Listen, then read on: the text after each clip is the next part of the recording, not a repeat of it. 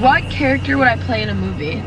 You play the evil villain that's very, very manipulative and not at all clear that you're the villain. You'd be like the heroine that's actually the secret villain. This is your call to not believe everything on the internet. Half of it's planned, half it's a lie, being manipulated. She's become the main character of TikTok in a very, very, very bad way. Michael Barnes uses her for her money. When you hear the allegations and the stories about this girl, it makes sense, but it's still mental. She keeps telling them to keep doing more and more and more. I got peer pressure, okay? I got peer pressure. And justice needs to be served. She does not deserve this platform for mental health. Because what about our mental health?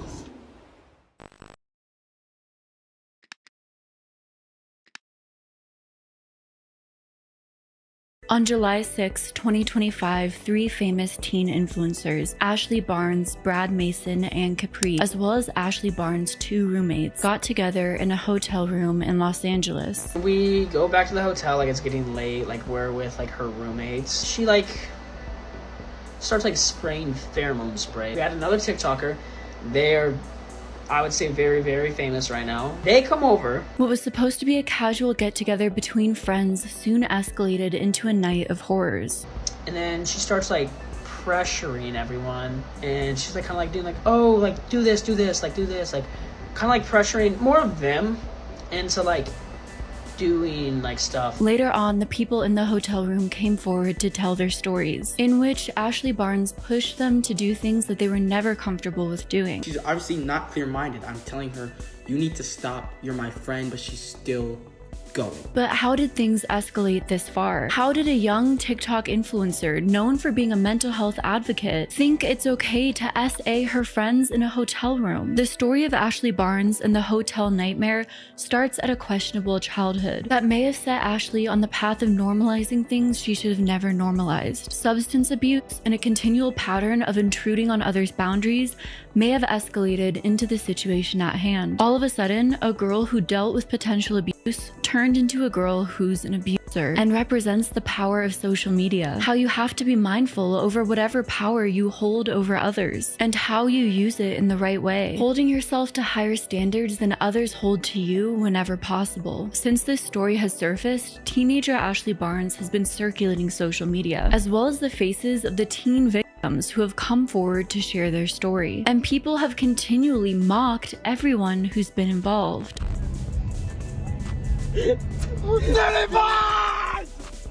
She's been doxxed online as well. Oh my god. Why are people making this into a joke? Calling her Diddy isn't even funny. Her life is over. One quick Google search and a bunch of articles pop up. Not only is her name all over the internet, but there's news coverage on her crimes. No job will want to hire her. Now this situation, this story involves minors, which I was not initially aware of and made me not want to cover it. But at the same time, I think it's a really important issue to address, with many people treating these minors as if they're adults just because all of them have huge social media followings. We need to discuss the broader issue of so many minors using social media, becoming major social media influencers with millions of followers while they're still minors. So while I want to discuss this situation in relation to that issue, I want to do it very mindfully without further exploiting these minors. I don't really know if that's even possible, so please bear with me, because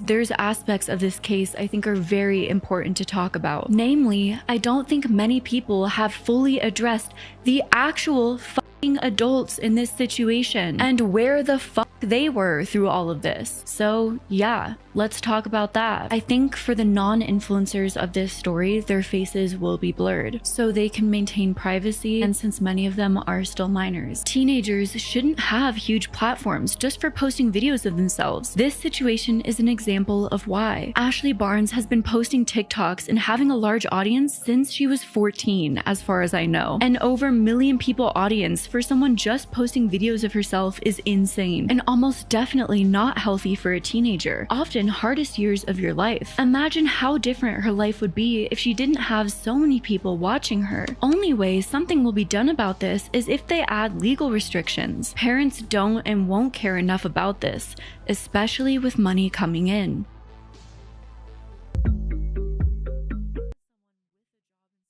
Hearing about these childhood sleepovers and forced kisses makes my stomach turn.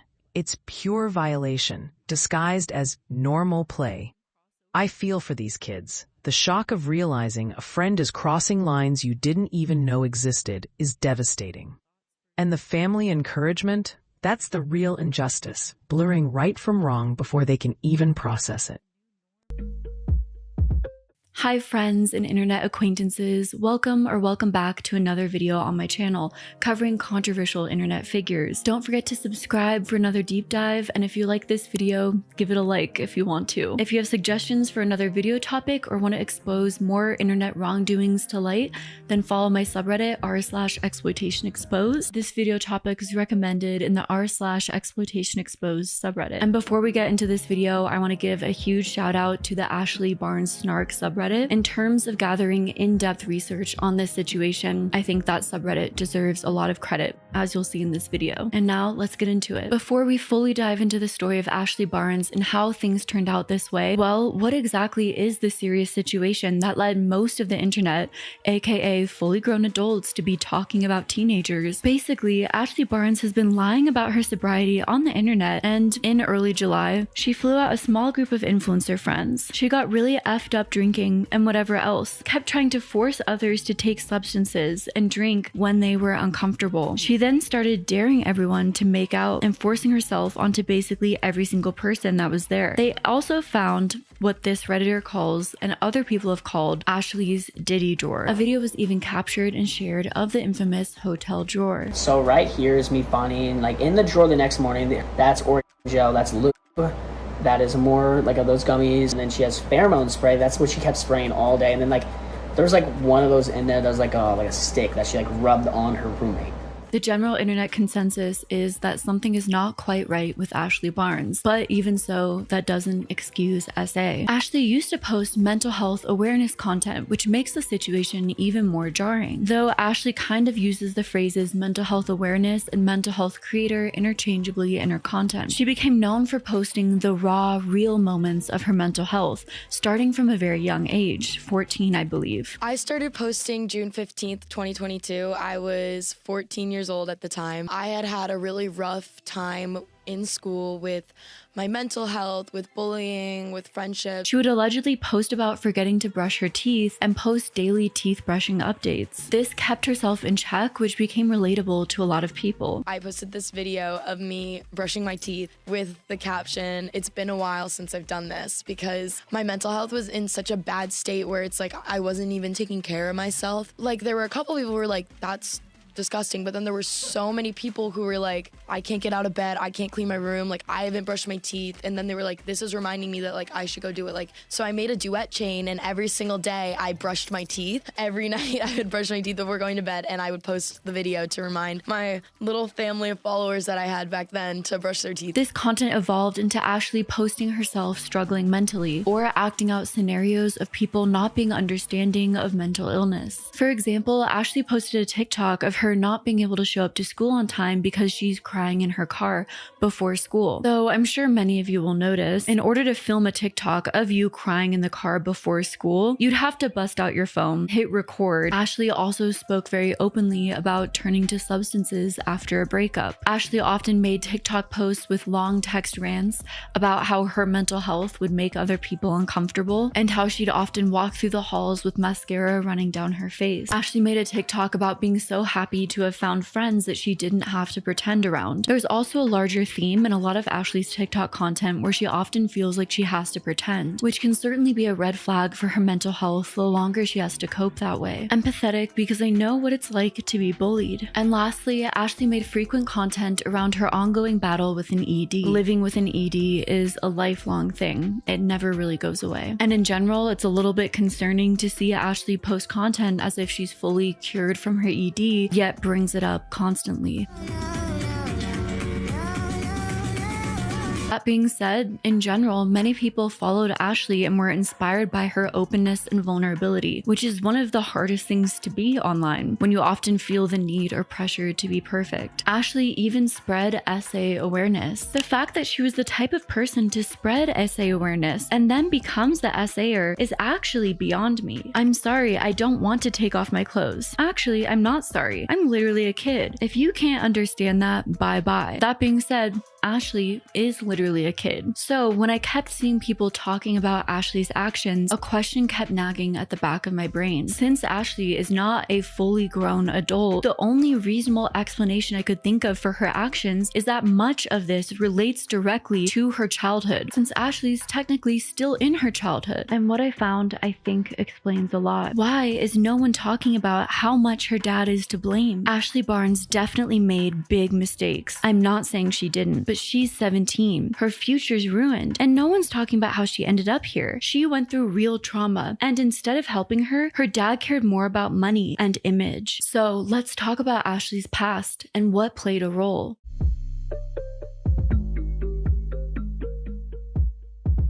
While Ashley's TikToks would tell a story of a supportive father, especially when it came to Ashley opening up about her sexuality, behind the scenes, there may be a much darker story. My dad has just always done his best to support my sister and I. At first, he's like, why is she always filming TikToks? Like, why are you doing that for an hour every day?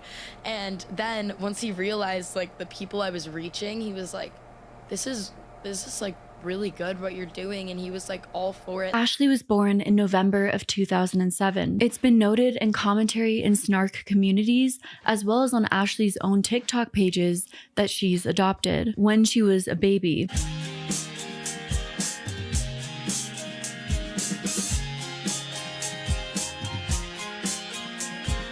Her adoptive father, Michael Barnes, has appeared in her social media content consistently since her very start on TikTok, though Ashley Barnes has never posted any mother figure on her TikToks. Online chatter on both YouTube and Reddit have claimed that Ashley was adopted by Michael Barnes and his then wife, who later divorced. Following the divorce, Ashley lived with her adoptive father and then stepmother, as well as her sister, who was also adopted. Vague sources claim that Ashley's childhood was very rough, though there's never any distinct and clear claims of what exactly happened. There's also been some content and commentary videos spreading false information. For example, people have claimed that Michael Barnes was arrested for child SA in the past, but this is a report from a different Michael Barnes. This can happen, of course, because there's many people with the same name, which is why it can be important to not jump to conclusions. When it comes to legitimate and concerning claims regarding Michael Barnes and his relationship with Ashley, there are many. And the more you dive into the story of Ashley, the more suspicious Michael becomes. Ashley's ex-friends have claimed that her adoptive father is exploiting her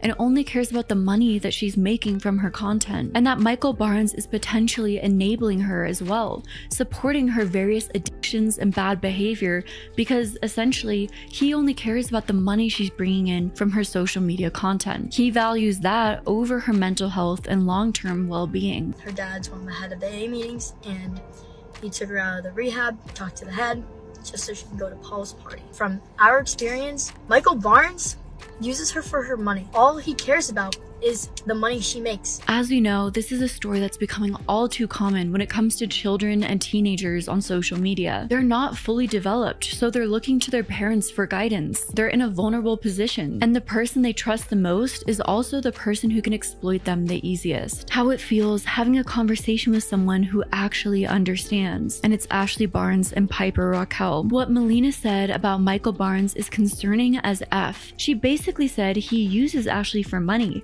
and that's all he cares about. Ashley did some heinous shiz that should never be swept under the rug. But let's not forget about all the adults in her life who have failed her through enabling and using a teenager. This situation is incredibly nuanced, and she is most likely, allegedly, both a victim and a perpetrator. Cause who am I if not exploited? Ashley Barnes' father, Michael Barnes, has a TikTok of his own called Statman the Boss, where he has almost 330,000 followers, and he frequently makes content. The thing is, he really makes content largely centered around his two adopted daughters.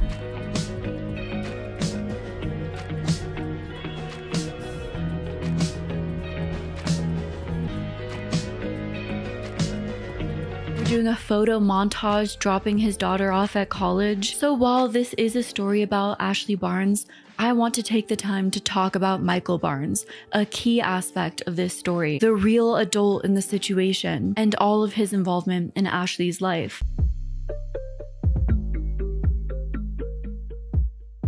For all the mental health struggles and issues that Ashley Barnes has clearly been dealing with and posting about online, Michael Barnes is an expert in them in his professional life, which is, well, a strange dichotomy to say the least, though I can't speak to how common or uncommon that is. Michael Barnes runs Anonymous AA meetings. This suggests a first-hand understanding of substance recovery. Yet on his involvement with Ashley's addiction issues, there wasn't really an immediate help with her recovery. She's a minor. He has that power. Michael Barnes has also struggled with addiction himself. Michael Barnes also has an extensive education and background in psychology with an Ivy League education, according to his LinkedIn. Michael Barnes's education. I found Michael Barnes' LinkedIn, and this man has a PhD in psychology from Yale University. Why he thinks parenting Ashley in this way is acceptable when he has all this education in psychology is incredibly ironic. There is no way he has a degree in psychology and only found out about her addiction after the hotel thing. He definitely knew and just failed to parent her. Makes me feel almost sorry for her, honestly. I was so confused by this just because of the events that unfold in this story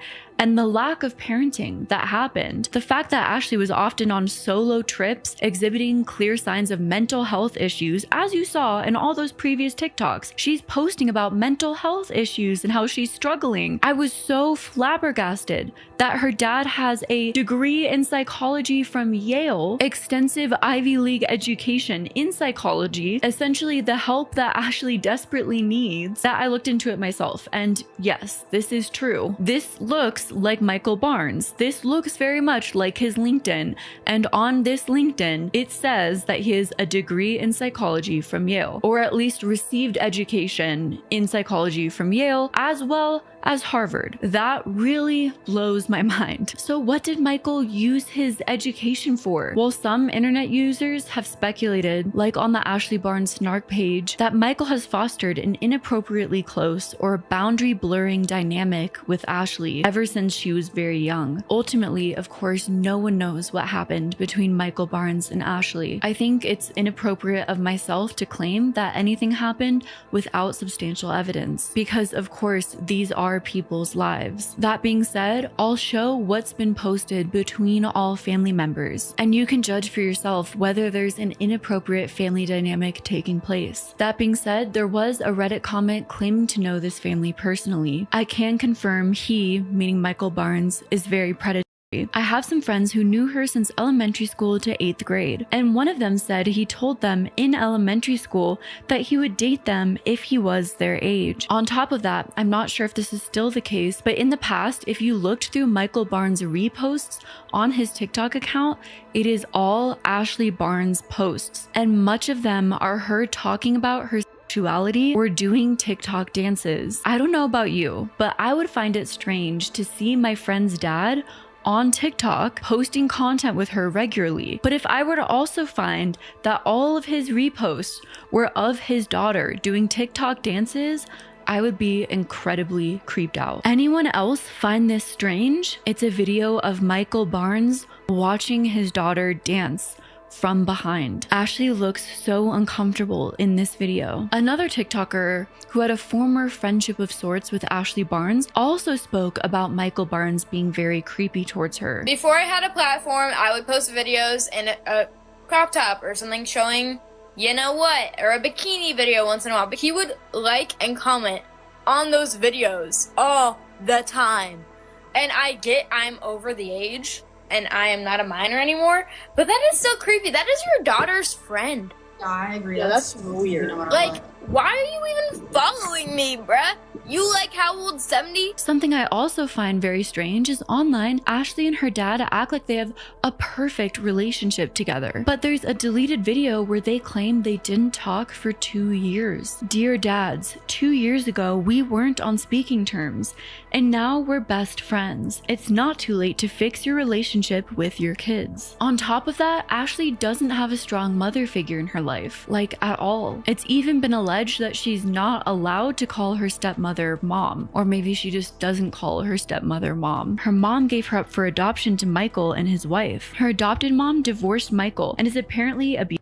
Michael remarried a woman who is Ashley's stepmom, but she asked Ashley to call her by her first name. In general, this is an incredibly confusing dynamic for a young girl to grow up in, without a strong mother figure and where her dad is the only person in her life and might not have healthy boundaries with her. It doesn't always seem like he's a role model in her life for the right reasons. That being said, of course, many people grew up in confusing, difficult situations with blurred boundaries and don't grow up to do terrible things. But I also think understanding someone's background is essential to understanding their circumstances. What frame of mind they might be in, what pressure they might be under, the warped mindset they might have been given from a young age, and what kind of damage that can do to a person. Also, undiagnosed neurodivergence mixed with childhood SA, but that's entirely speculation. Not to mention, the men in Ashley's life often made incredibly inappropriate jokes, which to me personally is always a huge red flag. But Ashley normalized this and posted it as content. And this is the point in the story where things start to turn darker and darker. As you can see Ashley start to normalize behavior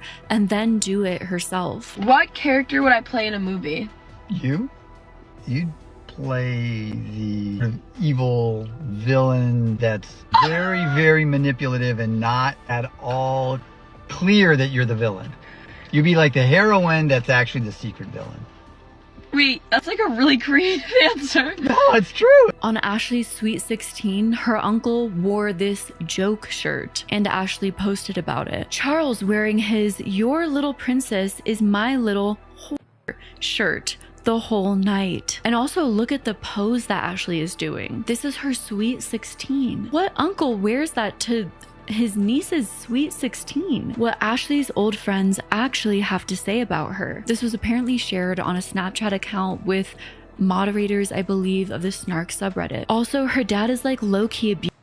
Like he would call her at school and yell at Ashley when her views were down. The whole relationship was always weird because he's such a pushover and would always give Ashley everything she wanted, aka enabling her, because it benefited him monetarily. She would also tell me how he abused her as a kid though. Of course, a lot of those allegations I can't verify whether or not they're credible. In my opinion, one of the most maybe disturbing things that Ashley ever posted was about her kissing her own sister. We're sisters and like we're like besties, and you know besties that get mad at each other.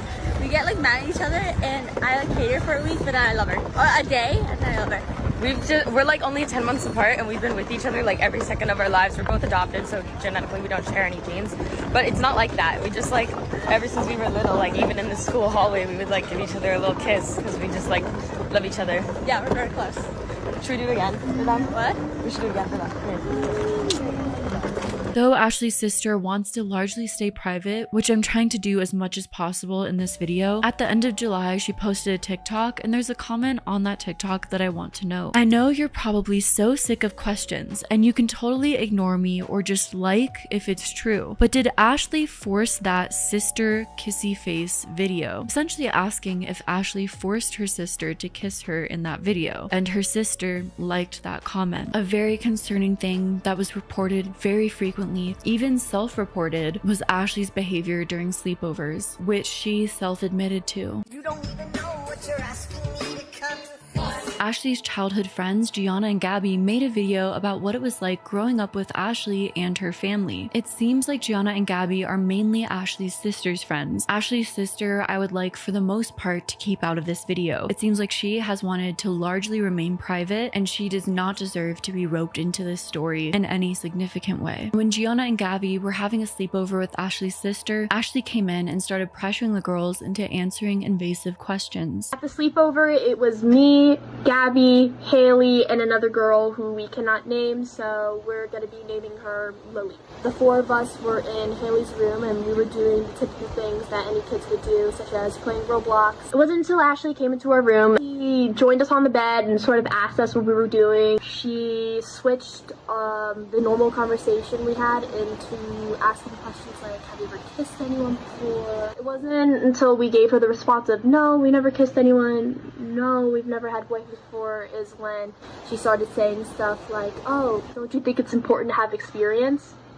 She kept saying stuff like, it's totally normal to practice with friends. You know what, baby, that's what we should do instead. She was very persistent, trying to make everything sound casual and harmless. After that, the entire mood just like completely shifted over, and I felt like she had like ulterior motives. Since the friend Gabby had never kissed anyone, Ashley wanted to show her how it's done. She then forcefully grabbed another friend by the neck to kiss her. I remember Ashley literally showing Gabby how it's done, grabbing Lily by the neck, pushing her on the bed, is on top of Lily, making out with Lily very forcefully. Ashley tells Gabby it's her turn and brings her into her room. She did all of this for me, and that now it's my turn.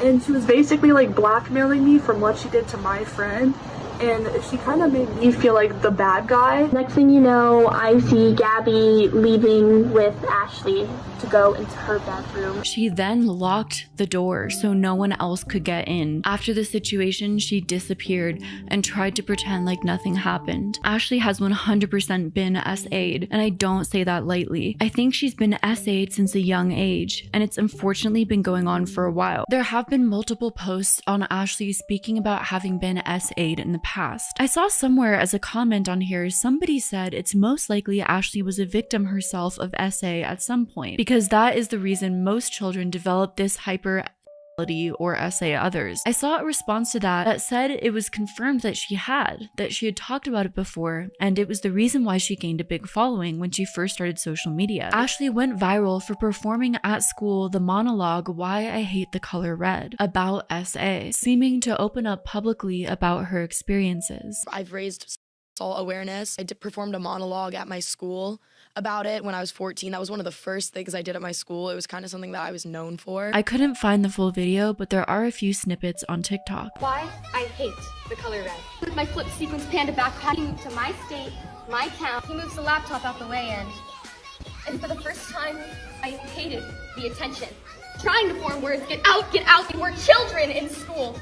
So I'm taking red, is why I love the color red. Gianna went on to talk about Ashley kissing her sister, saying it was something her father encouraged. If you look at the picture, clearly neither of the girls are the ones taking this picture, which also shows that this behavior was not only approved by the father, but was also encouraged, making her allegedly also a victim in the environment that she was raised in. Which is another reason why, when it comes to that whole situation, it's really hard to be able to pinpoint and say that it was Ashley that did this, because when you're both kids raised in an environment like that, it's hard to be able to tell what's right from wrong. So the fact that this behavior was encouraged and was told that it was okay is just a really big red flag on its own. Wow.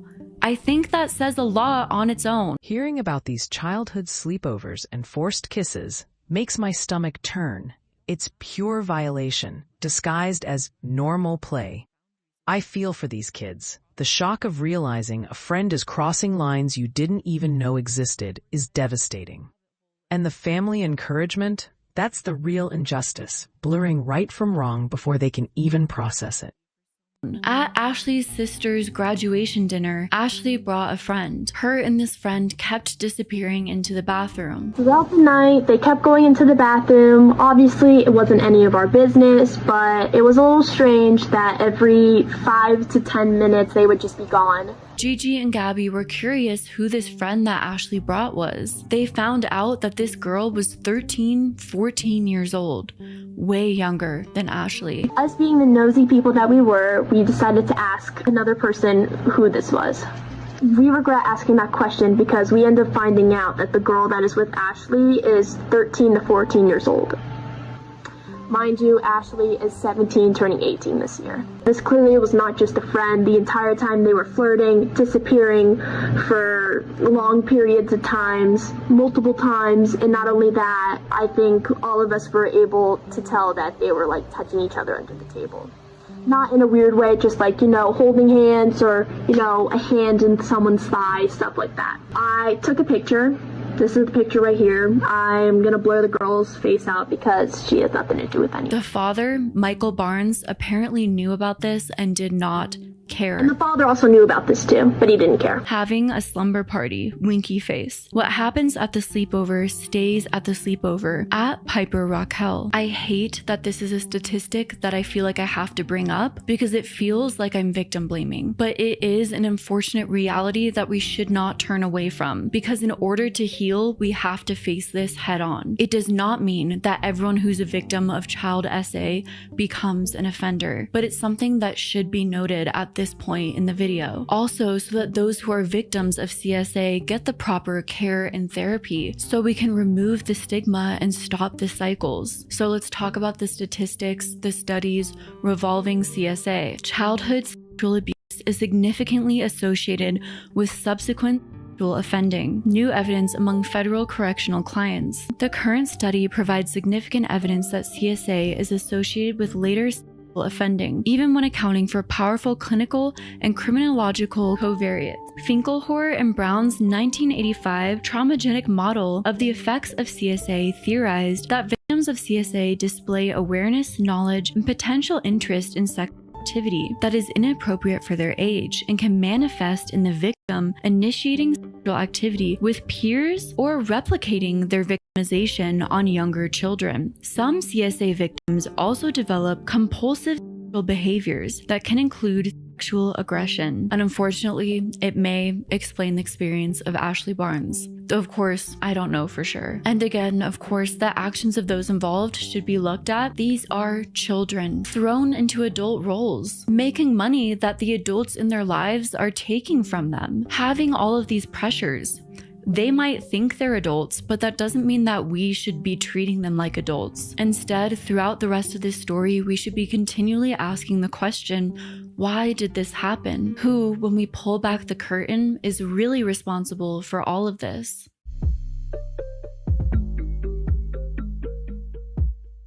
Early in Ashley Barnes' social media career, which is weird to say because she was underage and a minor, from the years of 2020 to 2022, Ashley Barnes emerged on TikTok as a relatable teenager. While mental health was a big aspect of Ashley Barnes' platform, another big part of her brand identity that she became known for was openly expressing her sexuality online and receiving positive support from her online community and her father. The thing is, while Ashley hashtags every single TikTok #women-loving women, lately people were concerned on whether or not Ashley was queer baiting. While I understand people's perspectives and concerns worried about Ashley queer baiting for views and engagement, I also don't entirely think it's appropriate for people to be questioning a 17-year-old's sexuality or making it the internet's business even when this level of controversy is involved. Sometimes Ashley would post about choosing to date women over dating men because men were too forceful on her. Dating women because I'm uncomfortable with physical touch, and most boys want that. Finding out girls will guilt you to do things too. Reminder that even if you're dating someone, you're not obligated to do anything physical. By 2023 to mid-2024, Ashley's follower base exploded, mainly due to her consistent posting strategy of posting nearly 16 videos a week. By October 2024, Ashley amassed 2.5 million TikTok followers, all with high engagement rates. She also began associating with other TikTok teen influencers in the industry. By late 2024 to early 2025, Ashley solidified her teen influencer status. She had a cross-platform presence on both TikTok and Instagram. She also participated in high visibility collaborations with other famous content creators, as well as content house activities, which are becoming more and more predominant with teen influencers. She was attending influencer parties and flying across the country regularly, networking and taking part in collaborations. Yet by the summer of 2025, things quickly spiraled downhill. Had Ashley been running on empty, burnt out, yet carrying immense pressure? Had she been hiding her past trauma the entire time, saying online that she's better than her old self when the entire time she was really just pretending? In early July, Ashley made a TikTok about being sober. It seems like much of her audience didn't even really know beforehand that she had been struggling with addiction.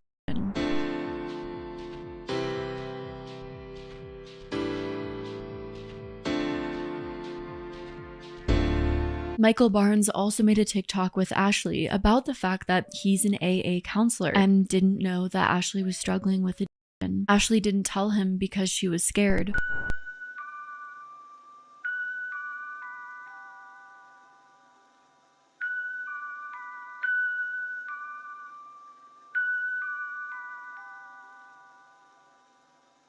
Mid-July, literally a day before the entire hotel incident was brought to light, Ashley made a TikTok video with the caption, "Hi pretties, I'm locking back in because why did I lose my spark to raise awareness and be a positive force online? I'm sorry, I'm embarrassed." And 2022 to 2023 Ashley just woke the F back up. Yet it seems like in the video itself, Ashley doesn't take any accountability for her change in attitude, nor do any real reflection, blaming her ex-partner, it seems, and her ex's best friends. At least that's my interpretation of this TikTok. You need to do as I say. If you want to know what kind of person the person that you're dating is, or the person you're talking to, look at who their friends are. Look at who they surround themselves with. It doesn't matter how they act with you.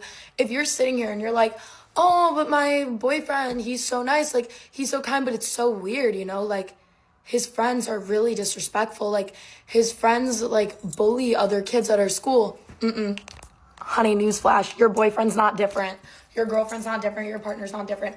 They are who they surround themselves with. Even if they don't show that side of them to you, that is exactly who they are. But this would not be the first time that Ashley has had a hard time owning up to her actions. Before any of the recent events, there is a long documented history of Ashley making others uncomfortable, and many of these people came forward recently to talk about it. I think it's essential to talk about this for two reasons. First off, I wish I learned early on how to recognize the signs of someone who is consistently intruding on my boundaries, and how to immediately walk away from them the moment they made me uncomfortable. Second off, I want to share these stories because while they might not be as big of an incident as the hotel nightmare, as much as I hate coining that situation into a phrase, well, that is the point. When someone is pushing on your boundaries, it's important to remember that no interaction is small and insignificant, especially when someone's not letting you say no. Don't let someone try and gaslight you into thinking you're the problem, to try and guilt trip you into compliance, ever.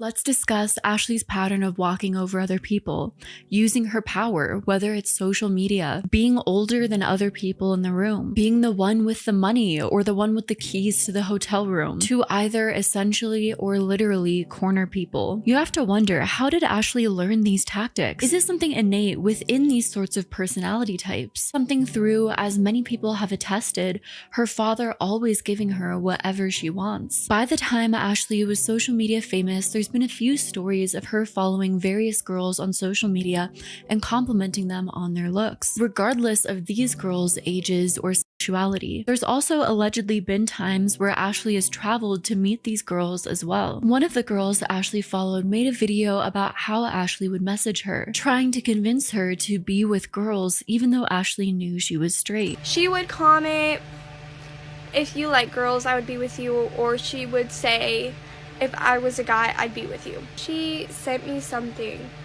a TikTok, and she would said, you know, if you want, like, I'm always here to talk if you want to be with a girl. And I was like, dude, are you serious? I've told you no so many times, and I blatantly told her, like, no. This took place allegedly 3 years ago when both girls were very, very young, and it shows a pattern over a long period of time of Ashley not respecting others' boundaries and not taking no for an answer. Another girl who Ashley allegedly pressured and didn't respect her boundaries spoke out as well. Pressuring me, like, we should collab, we should do this, we should make TikToks.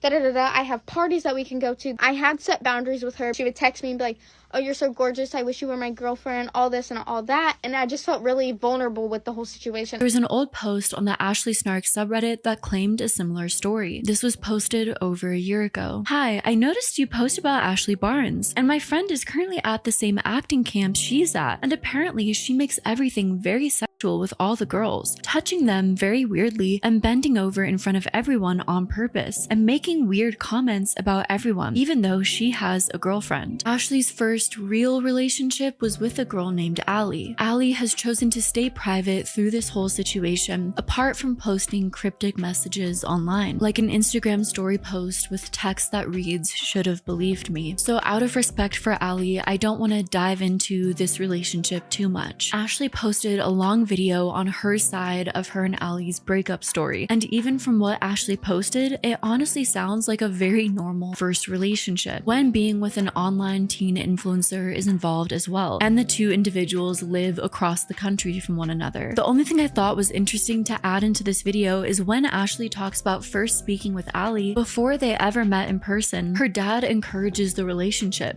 telling Ashley she should go and meet Allie. We were talking on Snapchat for these 9 hours and got really close, and my dad was like, that girl that you're like snapping, like you guys should go meet up. My dad was like trying to encourage me, so I asked her if she wanted to meet up and she said yes. This could be a totally normal thing, and I could be reading into it way too much. But that being said, especially Ashley being a young girl and potentially still exploring her sexuality, it feels like a parent figure should give their child space to do that, not be pushing them to go meet up with someone. Ashley wasn't even 16 allegedly at the time this was taking place, so it just feels weird for that to even be a focus of the family anyways, at least to me personally. Ashley's next public relationship was with a girl named Savannah. They created content together often, seemingly going to the same school and being able to film regularly. They even filmed their breakup video together and posted it on Ashley's TikTok.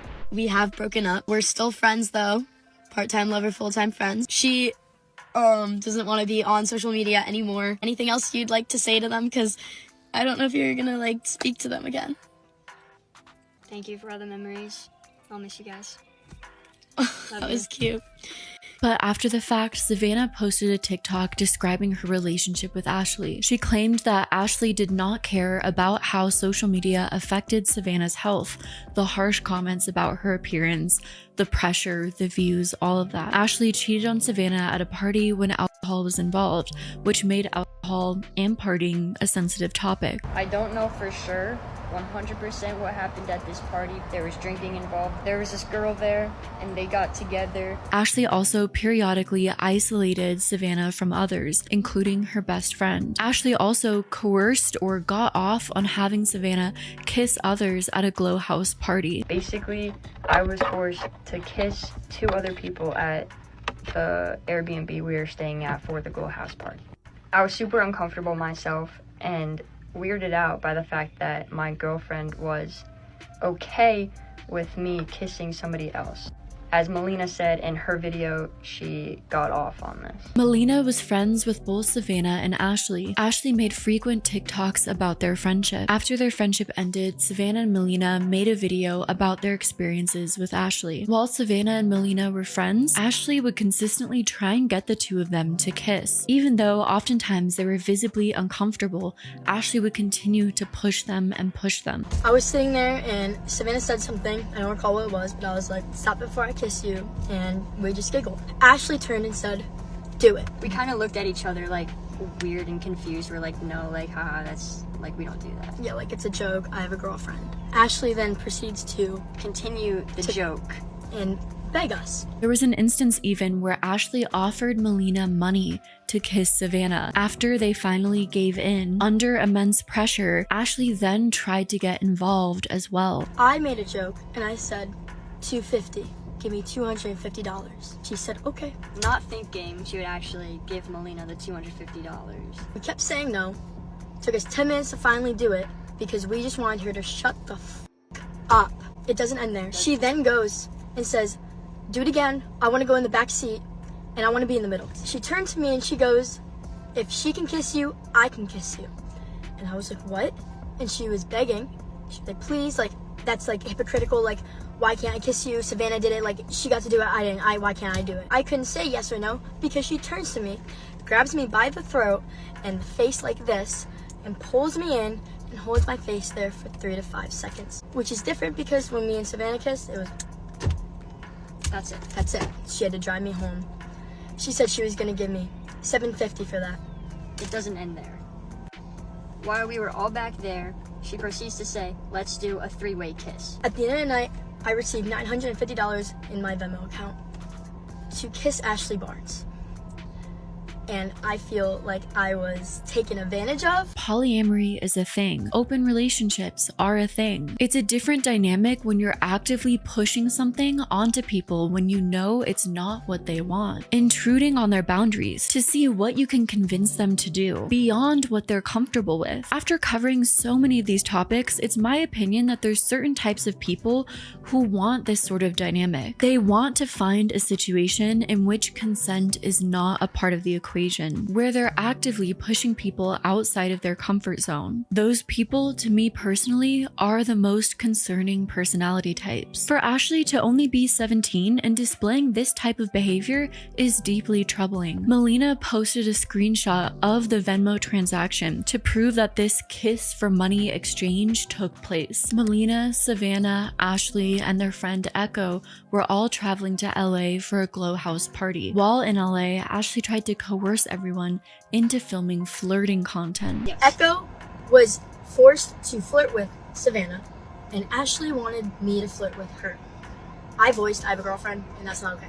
So Echo voiced that she does not feel comfortable, she doesn't want to be posted in a bikini, and she asked multiple times to not have this happen, but Ashley kept insisting. She held it over her head that she paid for this Airbnb, and that this is her trip, and that we're just here because of her. It got to the point where this person asked me and Echo to kiss, and obviously we were both like uncomfortable with it, but again, we really couldn't do anything.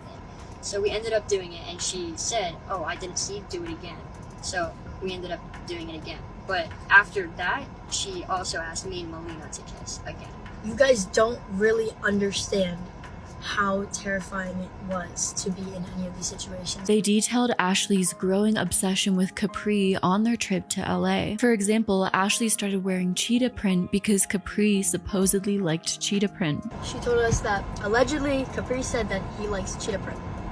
So the next night when we were at her uncle's house, she went by herself to the house in a cheetah print bra. Ashley would also disappear to go to Capri's house every night, even though her girlfriend Savannah disapproved. Every night she would leave and go to Capri's house.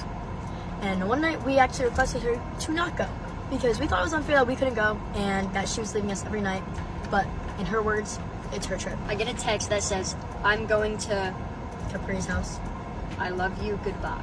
And then we hear the door slam shut. After the subsequent breakup with Savannah, they detailed Ashley's substance abuse. To be honest, I haven't seen Ashley sober in so long, and I've always voiced that to her that I think there's an issue happening and she needs to fix herself. Echo, the friend who traveled to LA with everyone, corroborates this story. Echo was friends with Ashley through theater. She felt bad for her because of her past, but eventually this became a way to excuse Ashley's behavior. They would play Truth or Dare together, and Ashley would have everyone do things that they were uncomfortable with. At first, I thought she was very cool, very talented, and honestly, I felt very bad for some of the stuff she had gone through in her life. I think a lot of people in her life felt bad for her, and I'm not saying that in a judgmental way. I'm just saying that it began to become an excuse for behavior that wasn't okay. So the first red flag for me was a game of Truth or Dare. We were in a small group, but the game got really weird really fast. People were being asked super uncomfortable questions, clothing was being asked to come off, and I remember feeling super uncomfortable, but I didn't grow up in an environment where I had played those games before, so I guess I thought it was normal and I was overreacting,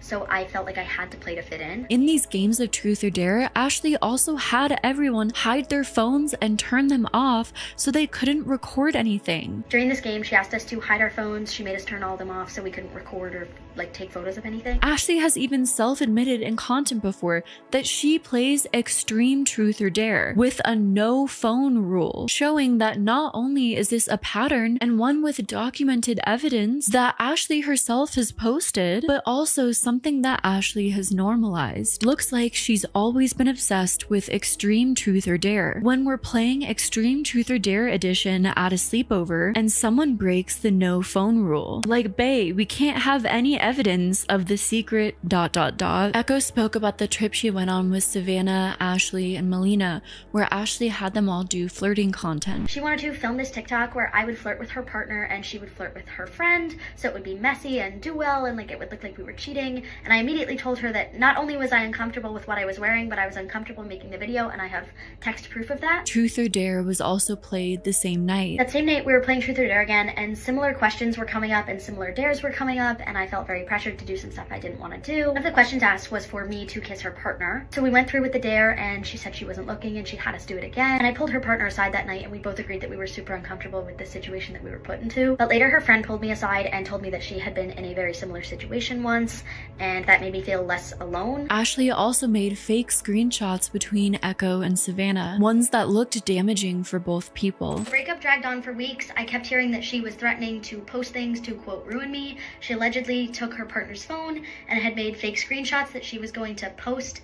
And I cannot explain to you the fear that I felt knowing that someone with a big platform was going to use that to lie and try and ruin me over a situation that didn't happen. Echo urged Ashley to take time off of social media and seek help. I don't want clout. I don't want to cancel anyone. I just want to say that I think this creator should step off of social media and seek genuine mental and professional help. Social media pressure, views, followers, how your video is going to do doesn't excuse pushing people's boundaries and making people do things that they don't feel comfortable doing. Another person, Danae, who went to Ashley's high school, spoke about how Ashley would continually ask invasive questions. The influencer was asking me about, you know, very inappropriate questions about things that I may have, like inappropriate things that I, like asking me if I have inappropriate things that, you know, someone like me may have, if you guys kind of can pick up on that.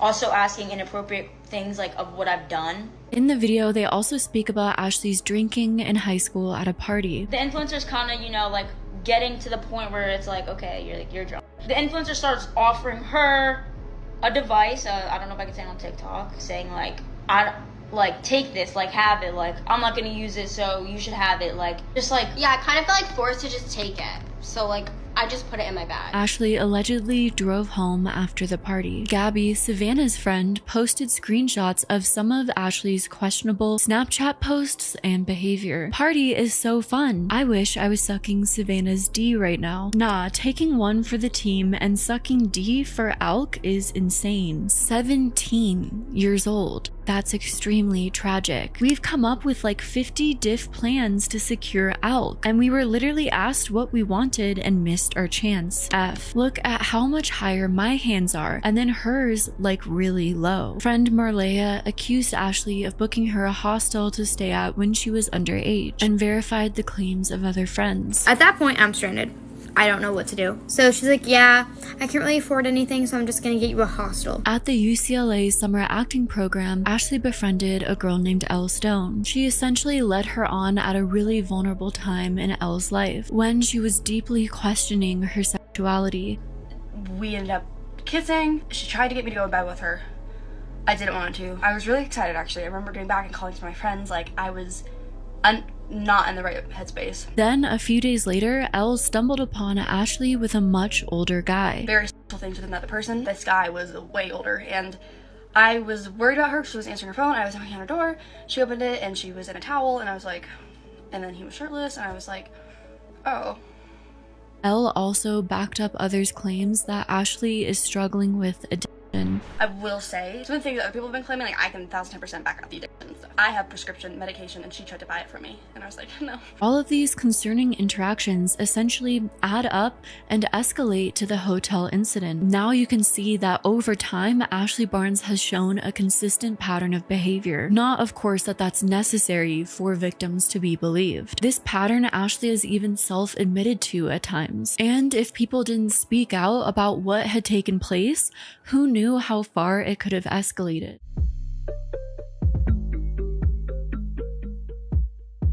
Brad Mason was one of Ashley's best friends. They made a lot of content together and traveled together. Ashley first posted a TikTok with Brad on May 18th of 2025. Brad showed up to prom with Ashley because she was allegedly broken up with right before prom. It seemed like Brad was staying at Ashley's house during his time in New Jersey.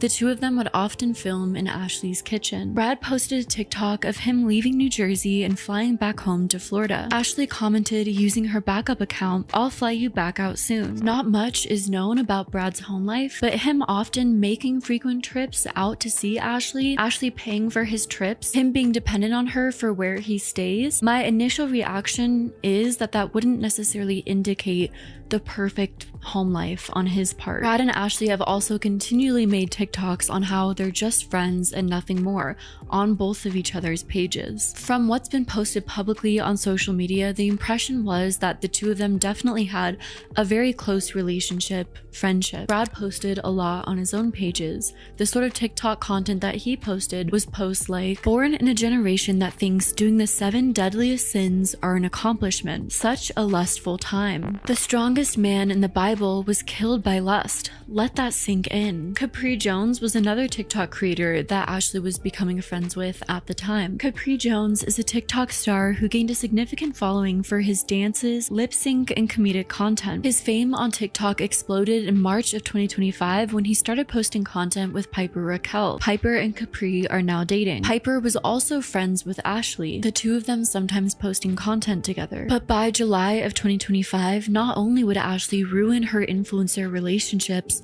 but essentially her life as well. Allegations, detailed public accusations came to light, starting with Brad Mason. The drawer incident, the hotel nightmare, was posted on July 15th of 2025. On July 15th of 2025, Brad first posted a TikTok with text that read, "Storytime coming out about Ashley Barnes. Truth always prevails. I tried to let things go, but I just can't let her get away with what she did and still be a role model for younger girls, or let it happen to anyone else in the influencer industry." Then Brad posted a multiple-part explanation of the incident, speaking out. In part 1, Brad starts by saying that he was friends with Ashley Barnes, even though early on in their friendship, strange things occurred. Brad took a trip to LA with Ashley, where she flew him out and got a hotel for both of them. Brad also thinks that Ashley is deep down an amazing person, and he does hope that she gets help for what she's going through. But when they were in LA, Ashley kept pushing Brad's boundaries. This started with Ashley continuing to try to get Brad to post flirting content with her. So, as you guys know,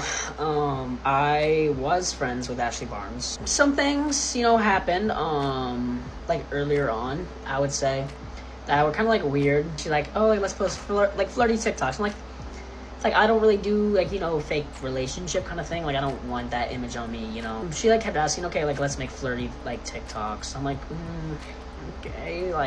I was visibly not really comfortable with it, and her roommate could tell. She kept making faces at me, whatnot. Ashley's roommates at UCLA verified that Brad had told them he was very uncomfortable with this sort of shipping content that she was trying to get him to do. Brad starts kind of expressing to us that he kind of he's not super comfortable with shipping content and doing stuff like that.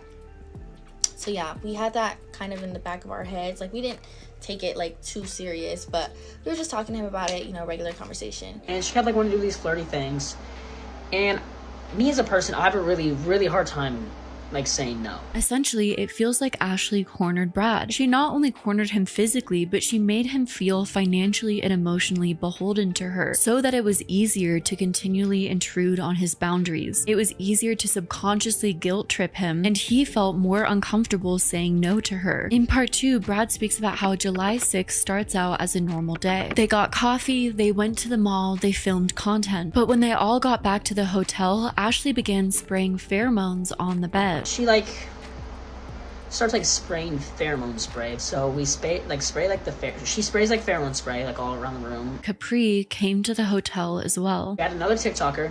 They're, I would say, very, very famous right now.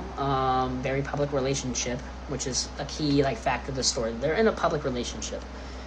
They come over, and she was freaking out, trying to clean up the room. She's like, "Oh, I have to do this good. I need to get in with this said person." This whole time she's spraying pheromone spray I'm like, okay. And she's like, oh, like, it's just like I want the room to smell good. So I'm like, okay, like, it does smell good. This person comes here, and she goes downstairs to get them. Ashley began pressuring everyone at the hotel to do various substances that it seems they were all way too young to be doing. She starts, like, pressuring everyone, which, me as a person, like, I don't drink, like, I don't do, like, bad stuff.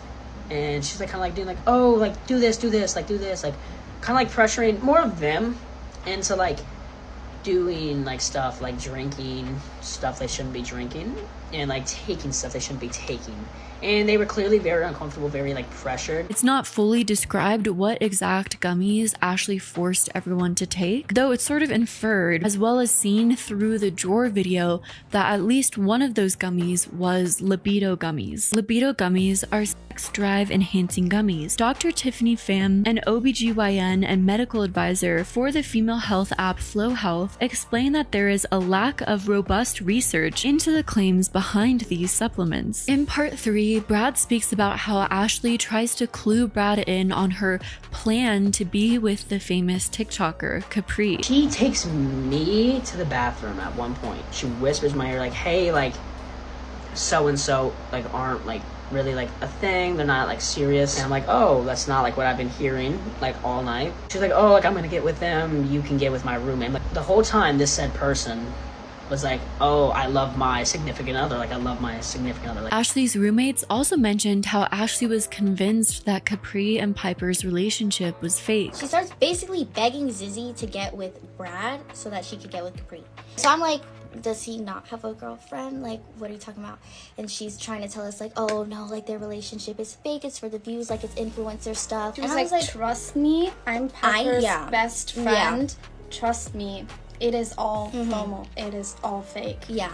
According to Piper and Capri themselves, in an interview with Rolling Stone, Piper admits that her and Capri's relationship started out just for social media. It was a social media relationship. It was for business. We were just working. We're so smart and we think about everything, she says. During April Fool's Day, Piper and Capri posted that Piper cheated. Wait, who was that other person then? Piper ended up losing 100,000 TikTok followers. You have to think about social media. It's a job. You have to take risks. And that was a risk I was willing to take to popularize our Twitch. It did really, really well for both of us. Capri essentially embraced the notion that any publicity is good publicity. And Ashley may have believed that Piper and Capri's relationship was just for social media because, as they themselves have admitted, that's how it started. Their relationship is a combination. Blurred lines where they're creating fake drama on the internet and in a relationship in real life. This mirrors a lot of old YouTube couples prank channels that we've seen in the past. And unfortunately, we've seen many times that that doesn't end well when you're creating internet drama online and trying to have a healthy relationship in real life, especially when other people want to get involved. The roommate also spoke about how privately Ashley was trying to force her into being with Brad. I'm not doing anything that's weird. I don't know. I don't want to. Ashley suggests everyone play a game of truth or dare. As we know now, a pattern when it comes to Ashley. But since everyone's uncomfortable, they keep saying truth. So Ashley changes the game. and then she kind of, like, says, like, oh, like, let's play truth or dare. I'm like, okay, this is getting weird. We all, like, kind of, like, see, like, okay, something's really, really off here. We all just keep, like, saying, oh, truth, truth, truth. She's like, okay, this is getting boring. Let's play dare or drink. She kept wanting people to make out with everyone. And we're like, no. Brad then says that he and Capri dare Ashley to make out with her roommate to rage bait her. I've listened to this a few times, and personally, I don't understand the context or meaning of this. I understand they were all in an uncomfortable situation, but if you know that someone will do anything, you probably shouldn't encourage them to make out with someone knowing they'll probably do it and that that person doesn't want to make out with them. Brad then says that Ashley grabbed her roommate's face and forcefully made out with her. We dare you guys to, like, you know, like, make out with, like, trolling, obviously. Like, we didn't actually mean that. But, like, we didn't actually mean it. And she's like, oh, we have to do it. So Ashley, like, grabs her by the face and starts, like, making out with her. She, like, grabs her by the throat and pulls her back in, and she's like, what? Like, she, like, clearly does not want this to happen. Clearly super uncomfortable. And then we obviously felt bad because we didn't think she was going to do that. Like, that was totally out of pocket. Her roommate then dared her to stop asking people to make out, and Ashley said no. Her roommate's like, Ashley, I dare you to stop asking people to make out. And she's like, no, I'm drinking. Ashley then puts an X mark on her roommate's chest with a pheromone roller. And this whole time she's spraying more pheromone spray. She gets this roller out, like it's like a roller pheromone, and she like puts like an X thingy like on her roommate's chest. And like at this moment, like I'm like right next to this person. I'm like, bro, like I think we're gonna get like, you know, can't like say the word on here, but it starts with an R, ends with ED. Pheromones are chemicals that animals use to communicate. Insects like ants and bees rely heavily on pheromones to organize colony activities. However, many animals also use pheromones for mating and to attract partners. People have tried to replicate the effect through pheromone sprays. Despite the marketing behind pheromone sprays, there's no scientific data supporting the theory that pheromone perfumes attract sexual attention all on their own. In fact, the very existence of pheromones in humans remains uncertain. According to the National Library of Medicine, the effects are more psychological than anything. Ashley kept trying to get Brad to have more gummies when he expressed he did not want to. Oh, take this gummy, like shoving it in my face. And I'm like sitting back, like on my phone, like, no, like I'm good. She whispers in my ear, she's like, Brad, like just act like you take a bite, like you just throw it on the floor, like I just really want this person to take it so I can get with them. And then I'm like, no. And then she literally says, oh my gosh, Brad took it. Now it's your turn. In part 5, Brad spoke about how Ashley kept trying to essentially force herself on Capri. She tries like forcing herself on this person. This person gets up to get out of the way and like kind of like not pushes her, but like, you know, like stay away, like kind of like that. And then this person was like, we're great friends. Like you do not want to do this. Like I love my significant other, you know. That kind of thing. The roommate leaves the situation. And then this person's like, bro, I don't want to leave you here. Like, I feel so bad. Like it's like basically like saying like it's not safe. Eventually, Capri leaves and Brad is alone in the hotel with Ashley. Ashley begins asking Brad why he doesn't like her anymore. And if she lost weight, would he like her? Both of them leave and then I'm in the room by myself. I'm like, bro, like, what do I do? Like, I get into the bed and I like trying to go to sleep. And then the whole time she's like, Brad, like, why don't you like me like you did when I was like, when you were 13, and she's like, am I not skinny enough? Like, I'll lose 10 pounds right now. And she like gets like into my bed. But at this point, like, I like completely kind of like black out. Ashley allegedly began to touch herself in front of Brad. Brad went to sleep and woke up to concerned texts the next afternoon. He ultimately thinks Ashley needs medical help. They're all texting like, are you good? What happened? Like, what happened? But I text them like, did this like actually like really happen? And they're like, yes, something's genuinely wrong with her. In the nicest way possible, something that she needs to seek medical help. In part 7, Brad discusses how the next day he decides he needs to leave the situation and that it's not a safe place for him to be in the hotel with Ashley. When Brad goes to the hotel to gather his stuff, that's when he finds the drawer with all of the items within it, the suspicious things. That's at least the drawer where Ashley got all of the things that she used the previous night and may show what her intentions were and where she wanted the night to lead. I go back to the hotel, pack up all my stuff, I leave, and then while I'm looking for my wallet, and I have this stuff on video too, by the way, like I'm not just making this up, I have like, we like go into this drawer next to like the bed. She has 2 pairs of like handcuffs, not like normal ones, like fluffy ones, like, you know, handcuffs like that. She has like, you know, this kind of like gel, like it's called it's like kind of like a happy ending gel. She has like a vibrator. She has those gummies. In part 8, Brad talks about calling Michael, Ashley's father, and how hard it was to relay the situation to her father. I kind of like explained the whole situation and he was like, oh my gosh, I'm so sorry that happened. Like, this is so unlike Ashley. She calls him bawling. She's like bawling her eyes out. Brad goes to the mall to make content and Ashley calls him and apologizes, claiming that her substance abuse is the reason for her behavior. The dad kind of like tells me like, hey, like you need to call her. She needs to hear what she did from you. And so I call her and she's like bawling her eyes out. She's like Brad, like I'm so sorry. Like I've been addicted to, like I've been like, you know, on like basically. Yet still on the call, Ashley was speaking about wanting to go to more parties in LA as opposed to getting help. I want to go to Paul's party, or should I go home and just not go? I'm like, you need to go home. Like you need to get help. Addiction is serious. You need to go home and get help. What she did was insanely messed up, like illegal.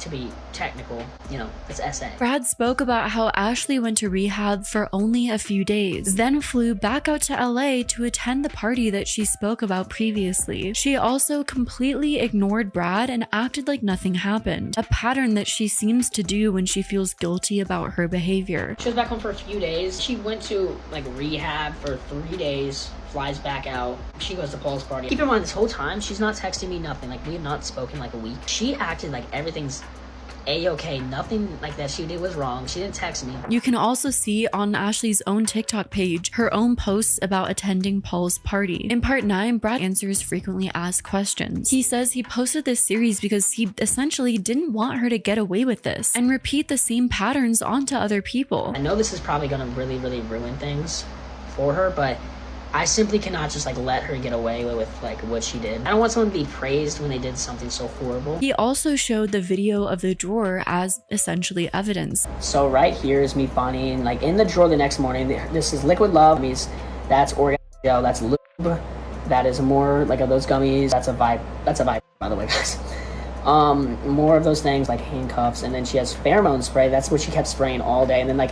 There's like one of those in there that's like a stick that she like rubbed on her roommate. Brad also posted messages that certainly confirm a lot of what had happened. Brad posted screenshot messages speaking with Michael Barnes, Ashley's dad. They talked about the night before, Ashley drinking, and her creepy actions. This is some of the text between me and the dad after what she did. This is him basically like saying that she knows what she did. Like, she has fully admitted that she knows what she did. She's embarrassed and like remorseful that she knows she was being creepy, by the way. So this is like her admitting to it. Brad shared Snapchat messages between the two roommates who were there, one who left much earlier before everything had happened, in which the two spoke about the incident. And then this is her saying that's so bad, like what happened. And this is her this is her like saying that she tried forcing these like gummies in her mouth. And then this is her like saying, like confirming that she gave her the dare, like, stop making people try to do stuff, and she said she would rather drink than do that anyways. There was more proof messages posted between Ashley's dad and Brad. The dad becomes extremely manipulative, in my opinion. He starts to accuse Brad of using the situation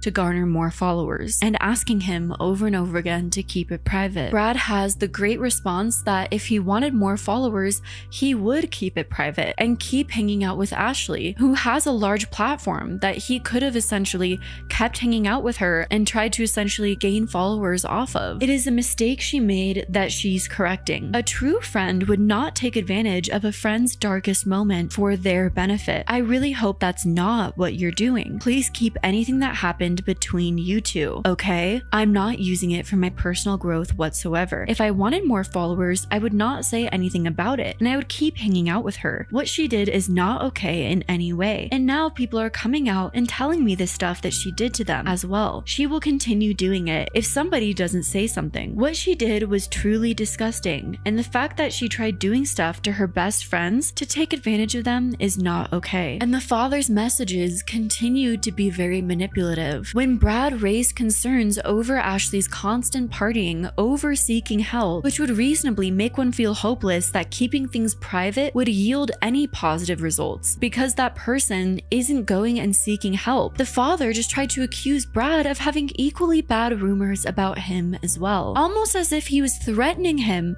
against speaking out and justifying Ashley's behavior. She needs support, not hate, gossip, and drama. Please do not make anything public. She said she went to rehab, but as soon as she got back to LA, she immediately started drinking again at Paul's party. Brad, there are plenty rumors about you being totally inappropriate and non-consensual with people, and Ashley never once took them seriously. It's not your job to out Ashley. Using LGBTQ terms like outing someone for an essay allegation, to me, is manipulative and disgusting. She's a good person and is working on getting better.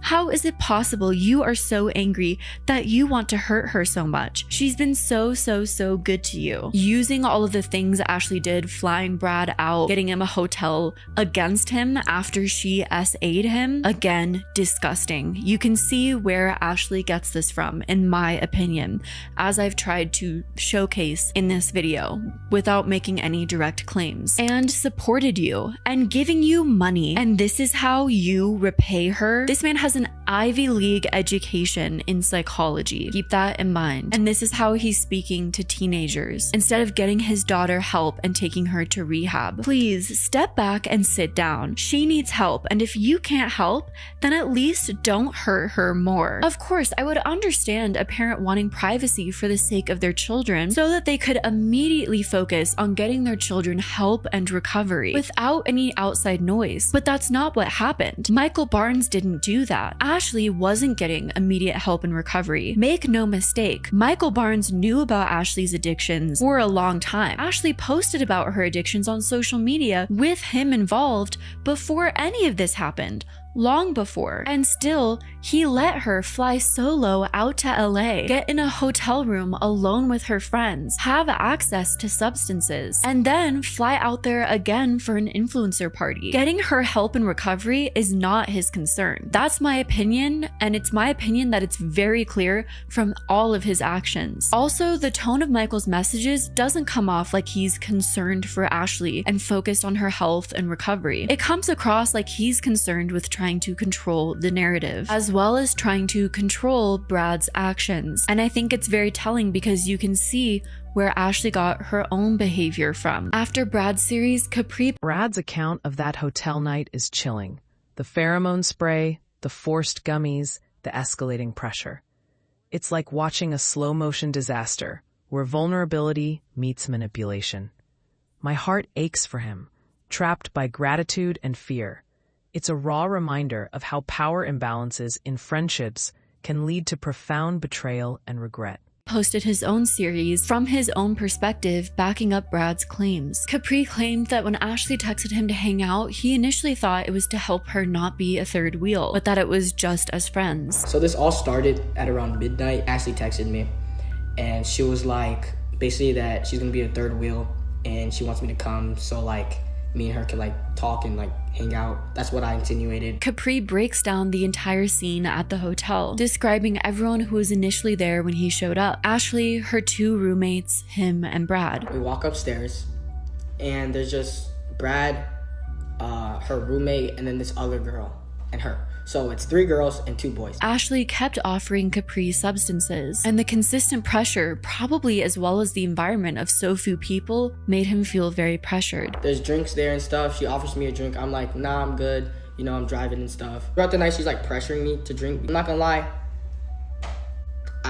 I got peer pressured, okay? In part 2, Capri talks about how one of the roommates leaves, and then Ashley starts bringing people into the bathroom and having one-on-one conversations with them. She leaves 2v2, and Ashley's doing a lot of taking people to the bathroom and talking to them, taking people to the bathroom and talking to them, and I'm just sitting here like, what's going on? When Capri was unsure if he should drive home, Ashley tries to convince him to sleep in her bed. Him and this girl are gonna be on it. Like, me and you are gonna be in my bed. I'm like, no, we're not. No, we're not. In part 3, Capri talks about Ashley spraying pheromone spray. So after she changes, she goes into her drawer and starts spraying a spray. So while she was spraying it, I go over to Brad and I'm like, what's she spraying? And he's like, it's pheromone spray. I'm like, what? And after that, she grabs something else from her drawer, and it's these gummies. She basically shoves one into her roommate's mouth, basically telling her, oh, okay, take this, take this. Then she goes over to Brad, basically shoves one in his mouth, and she's like whispering something to him. She comes in, I grab the gummy, I'm like this, and like I throw it out. Capri says he texts Piper after feeling uncomfortable with the situation. I go to the bathroom, grab my phone, and I call my girlfriend like 4 times. She doesn't answer because it's like 3 in the morning. So I text her a bunch. I'm texting her, please make up an excuse so I can get out of here, because I'm not trying to be rude or anything, but I need to get out of there. In part 4, Capri discusses speaking with Brad and realizing both of them are deeply uncomfortable with the situation. I'm scared too. I don't want to leave you here, bro. Like, I was about to dip, but he was like, please don't leave me here, bro. Please don't leave me here. And I was like, okay, bro, I'll stay, but nothing is happening, dude. Nothing is happening. We see clear what she's trying to do, and we're like, nothing is happening.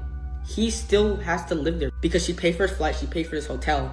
He is in her custody right now. They play truth or dare and dare Ashley to kiss her roommate. I think one of us are trolling. We're trolling, okay? Me and Brad are trolling, so we dare Ashley to make out with her roommate because we're like, no way. Everybody but Ashley unanimously decides not to play the game anymore. And Ashley's just heartbroken. She's literally asking me why I don't want to kiss her. And I'm literally looking her in the eyes and I'm like, I have a girlfriend. You're not gonna ruin that for me. I'm telling it to her because she's obviously not clear-minded. I grab her, I put her in her bed, put the covers over. Boom. Problem solved, but she's still going. Capri then makes a post saying that once he hits 6.7 million followers, then he'll make part 6 and 7, which to me, at surface value, that makes me a little bit uncomfortable. Once I hit 6.7 million followers, I'm gonna be posting part 6 and 7. Then part 6 comes out. Capri says that after he got out of the situation, out of the hotel, he calls his friends and tells them everything. I'm driving home and I immediately call my friends, telling them the whole story. And in the middle of the story, I break down and I start crying because I'm like, I've never dealt with something like this before. I'm so grateful I had Brad there for the experience because I don't know what I would do without him. The next day, Capri says that him and Brad got in contact through Snapchat. Next morning, I check my phone because Brad said something about adding me. Check my ads on Snapchat, he added me. I press it, long message about what happened that night. But I read it and I just felt so bad for him. And he was like, he texted me, he was like, we do something today so like I don't have to be with Ashley because I have a flight in the morning so I could just hang out with you all day and then I could go to sleep and then leave the next morning. Something I will say I do think is interesting is that through this situation, Capri has been promoting his Snapchat quite frequently, and Brad, I believe, just recently started promoting his Snapchat very frequently as well. Afterwards, everyone who's involved in this incident at the hotel posted a group TikTok. What's up guys, my name's Capri, as you may know, this is Brad and I'm Susie, I'm the roommate, and I'm Gigi. I was one of Ash's friends. And the people you see sitting here are the people that were in the hotel room on July 7th. And we have a lot we would like to talk about. A common question asked to everyone is, why didn't you leave earlier? So they all explained why they felt like leaving was a non-option, mainly because it felt like abandoning the other people there. If I'll leave, you'll leave, and we didn't want to leave you. But every time I would try and get out my phone and call an Uber, she would take my phone and put it under her ass, so I couldn't really do anything. They all explained how initially they didn't even really understand what Ashley was doing. They were just confused because she was their friend and she was acting strange and out of character, which I feel like is a common experience for those who experience this type of trauma, especially from someone they trust. You can easily explain it away initially, disassociate, and it takes a while to process what happened and how that person might have impeded on your boundaries to the fullest extent. Now, a couple days later, you understand like definitely what she was trying to do, especially after hearing everybody's experiences. Also, a lot of people were coming out for Brad for posting the video of the drawer. I had no idea what was fully in the drawer. All I knew that was in the drawer was handcuffs and the gummies. After seeing Brad's video, I was like, oh my gosh. Brad claimed in the video that Ashley's intentions were to blackmail Capri for clout. Like even before Capri came over, you guys can like vouch for this, she was running around cleaning the whole hotel. She's like, I need to get this thing good. Like this is my way into like, you know, getting into the streams and all that stuff. So her plan was to kind of, you know, use him and get with him so that way he'd use it as blackmail. So she would like, you know, tell Piper, hey, like Capri cheated. So she was gonna blackmail him to get all the streams and then like, you know, the YouTube videos and just basically blackmail him for clout. The roommate did say that when she asked Ashley why she was doing this, Ashley said that she doesn't really care about Capri, that she's lesbian and she wanted the roommate. She was like, no, you don't get it, Susie, I'm a lesbian, I want you. I don't even want Capri, I just need to be in the videos. Lucy Noel, another influencer, came forward and spoke about her interaction with Ashley at Paul's party, claiming that Ashley was just very touchy with her. She goes to use the bathroom, she kind of like grabbed my waist. It was kind of strange. It was like, that was like kind of a red flag to me. And I told her that I had a really bad case. Cause like, I don't believe in TMI, okay girl? She looked me up and down and she like stepped closer to me and she was like, I can fix that for you. And like put her hand near. Some people have claimed that Lucy has lied about parts of her story. For example, when Lucy claimed that she never smoked, a friend, probably now former friend of Lucy's, claimed that Lucy did smoke in the past and that she had always normalized those sorts of interactions with friends. First time we hung out, we like got changed in front of each other. Pretty sure we showered in front of each other. We were very like open with each other, like from the get-go. Like she's a very open person. This is the photo that Lucy posted on her private story.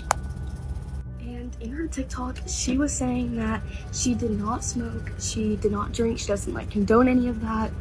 Me and Lucy smoke together. We've been lit. I feel like this is a nuanced thing and very situationally dependent. For example, Lucy maybe has family members that watch her videos and didn't want to admit that she smokes. She could also be okay with friends being touchy or exposing themselves and not someone she meets at a party right away. Ashley was claiming publicly to be sober this entire time. There was also video evidence of her drinking at Paul's party. Here's the video right here. He said that she was sober while this happened, which is completely alive. A day before Paul's party, Ashley flew into LA to go to rehab, but her dad pulled her out of it so she could go to this party. Her friends claimed Michael clearly uses her for money. Ashley was in New Jersey and she flew in to California a day before Paul's party. Keep in mind, she was supposed to be sent off to rehab. I found out that her dad's one of the head of the AA meetings and he took her out of the rehab. He talked to the head just so she can go to Paul's party. Michael Barnes uses her for her money. All he cares about is the money she makes. That is their income. I'm telling you right now, if money is involved with Michael Barnes only chases that, he honestly he could care less about any other person, but if he sees dollar signs, he will chase after that. This is a clear example of addicts and enablers, in my opinion. At Paul's party, according to Melina, Ashley tells her that she's going to drink. Melina gets upset knowing something's wrong and tries to intervene. Ashley walks up with Lucy. She's telling me on how she's gonna drink tonight and it's fine. I start yelling at her at Paul's party. I sat her down for 25 to 35 minutes, telling her how what she's doing to her body is not okay, how she's going to lose her friends and she's already losing them. Keep in mind, at this point, I do not know about the Brad situation. I wouldn't have been talking to her. I am screaming at her. She is crying. Ashley's dad also reached out to her friends on her behalf. Another possible example of him enabling her, which may not be helping her own up to her behavior. Her dad reached out to me the other day saying, "Hi Melina, I'm sure you're aware of the bomb Brad dropped. Right now, Ashley could really use a friend since Brad so badly betrayed her. If there's any chance you could reach out, it would mean the world to her. She betrayed everyone in this situation.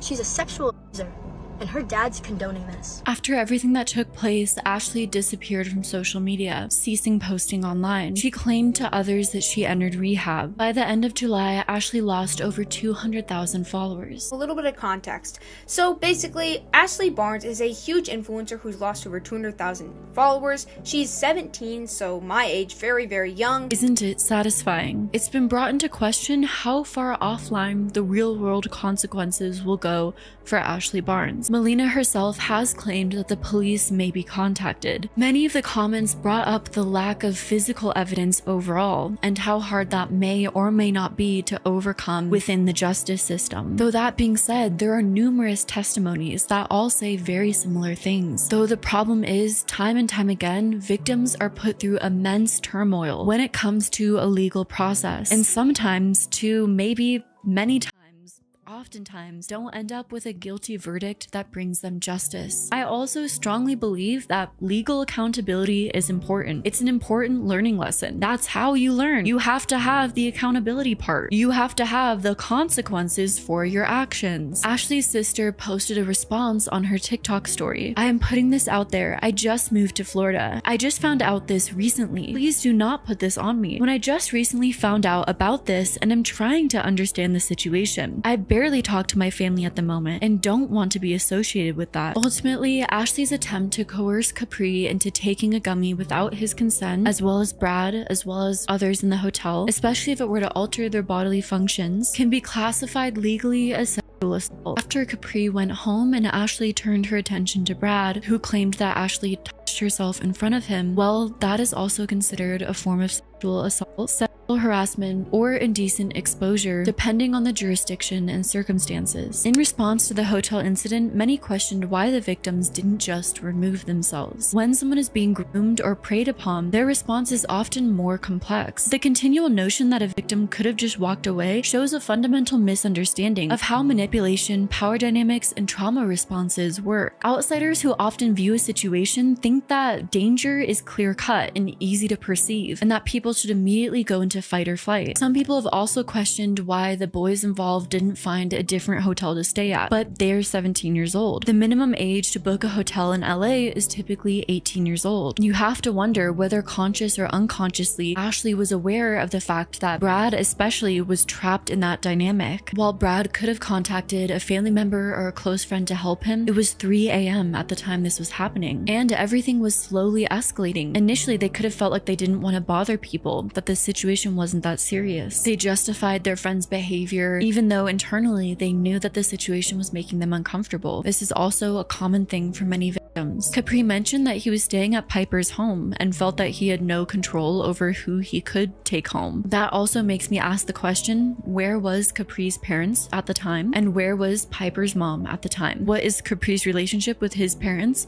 and what's Piper's relationship with her parents? Capri's relationship with Piper's parents, to where no one felt like they could ask any adult in the situation to intervene. I think it's interesting that every single person involved, even though they're minors, felt as if they were adults in the situation, and that they had to handle it as adults and could not involve the real adults, their parents, in all of this. I wonder if this is because all of them are social media influencers who have been paying their bills for a long time already, who have been essentially parentified, adultified for a long time, treated as if they're adults, when really they're not mentally able to handle any of this. All of this is traumatizing. And on top of that, these TikTokers went online and shared all of their trauma of what they experienced because that's so normal for them. They share their daily lives already, so they talked about all of this before they really had a chance to mentally process anything. On TikTok, creators are paid through the TikTok Creators Rewards program. In the US, TikTok users can apply for the Creators Fund if they're a legal resident of the US, at least 18 years old, their account has at least 10,000 authentic followers, and their videos have received at least 100,000 authentic views in the last 30 days, and they're in good standing with the TikTok user terms and community guidelines. Hootsuite detailed that users can expect to receive 2 to 4 cents per 1,000 views. This means that an influencer pulling in 1 million views a month may be able to add $40 to their bank account. It's not exactly quit your day job money, wrote Ryan McPhee. However, creators like Capri, who average millions of views per video and post almost multiple videos a day, make substantially more money. Therefore, making the conscious decision to post a multiple part series about the night at the hotel means knowing that that multiple part series would be seen by millions of people. It'd become a hot topic. It would make a lot of money. Not only are teenagers online posting their daily lives,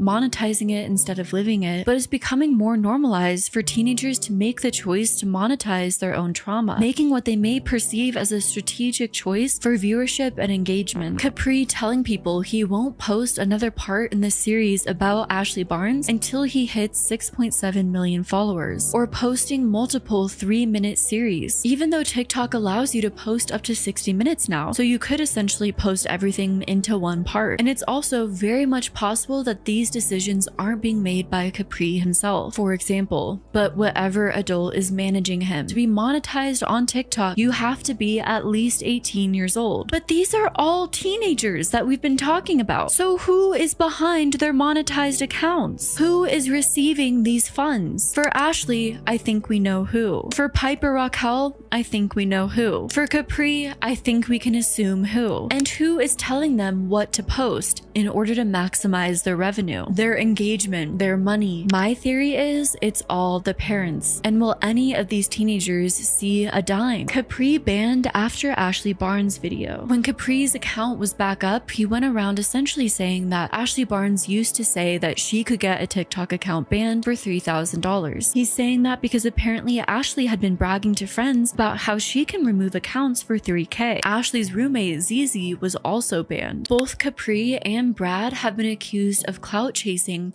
after the Ashley Barnes incident for social media engagement and followers. Brad possibly clout chasing for Snap follows? Brad advertising his Snapchat? So Brad posted this video to his TikTok. If you haven't seen it, he basically says there's more he needs to say about the Ashley Barnes situation. So therefore, he needs everyone to add his Snapchat because TikTok will take down what he needs to say. Anyways, it's been like like 2 days and he's posted nothing. There was even one Snapchat he posted the day he said to add his Snapchat with a pic of him saying videos tomorrow. Well, you guessed it, no videos when tomorrow came. Maybe I'm overreacting. His videos don't seem to have ads on them, so he's likely not making money off Snapchat, but maybe just wants the views? Or there might be a certain threshold of followers, subscribers you need on Snapchat to monetize your story on there. Honestly, it seems very fishy to me. Maybe I'm crazy. I do know it's been said that Snapchat has one of the most lucrative monetization programs. The one thing I do think is kind of strange regarding the clout chasing topic is Brad and Capri are both influencers. Are they not allowed to post content after this incident, or they're perceived as clout chasers? If you're a victim of something, after that takes place, you're not allowed to profit or receive a following from that news being spread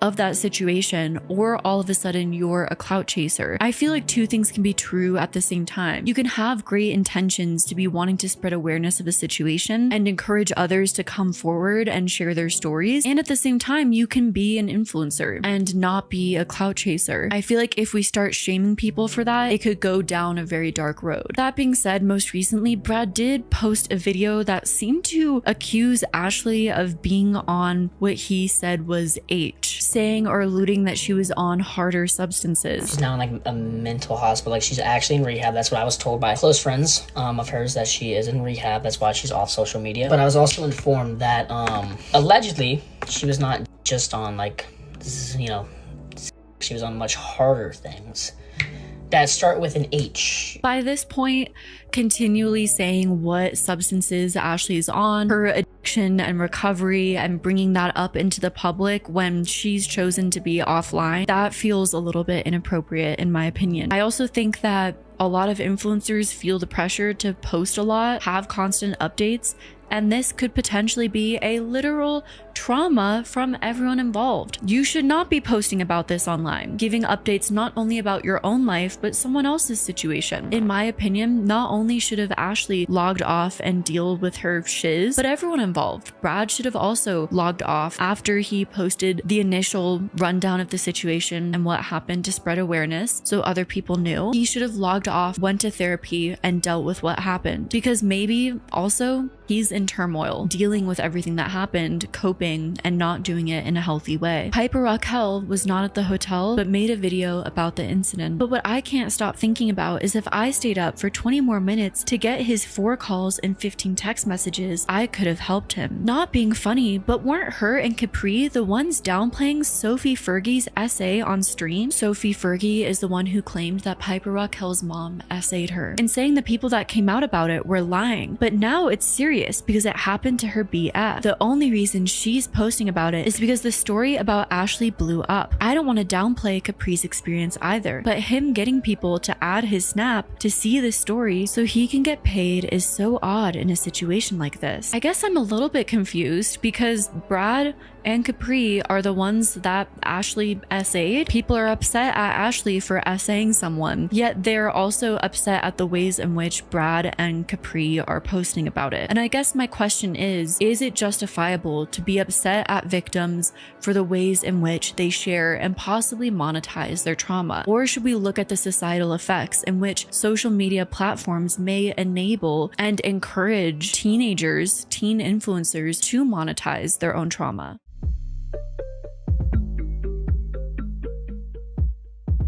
After everything transpired online, people began taking photos of random Ashley Barnes sightings. Ashley Barnes was spotted at the airport after being kicked out of UCLA. Ashley was also spotted at Target. Yo, I found Ashley Barnes at the store.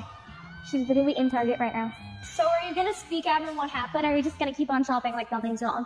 Because he's assaulted over 10 people. That is disgusting. Oh, nothing. Just Ashley working out like nothing happened. Ashley's citing TikToks are low-key weird. Is it just me, or are these TikToks kind of weird? Like, don't get me wrong. I agree that she should be acknowledging the issue and apologizing to her victims. But at the end of the day, she's also still human. Do you expect her to just lock herself in her room for the rest of her life? Also, the way people basically track her down, like showing up to her house, is weird. I don't even care. Like, no, she doesn't deserve anything good, but doesn't mean you have to stalk the girl down and make her family's lives horrible too, you know? I know people might say, well, she should be in rehab, but you also need to remember long-term rehab isn't the only way people recover. There's also outpatient programs, counseling, therapy, support groups, etc. Essentially, this is an invasion of privacy of a young minor, and people think it's okay because she did something wrong. But no, that's still very much not cool. On top of that, though there's been lots of stories that people have posted of their interactions with Ashley, there's also been many fake stories people have posted of fake interactions and screenshots they claim that they had with Ashley. Ash, so now that I've mentioned it, you have to send me a video of the same thing I did, or else. You know I'm famous, so I could make social media hate you. My dad will text you soon. Fake stories, WTF? This is wildly inappropriate. Ashley has already done very upsetting things that we can criticize her for without needing to make up fake stories or reach. Things like this take credibility away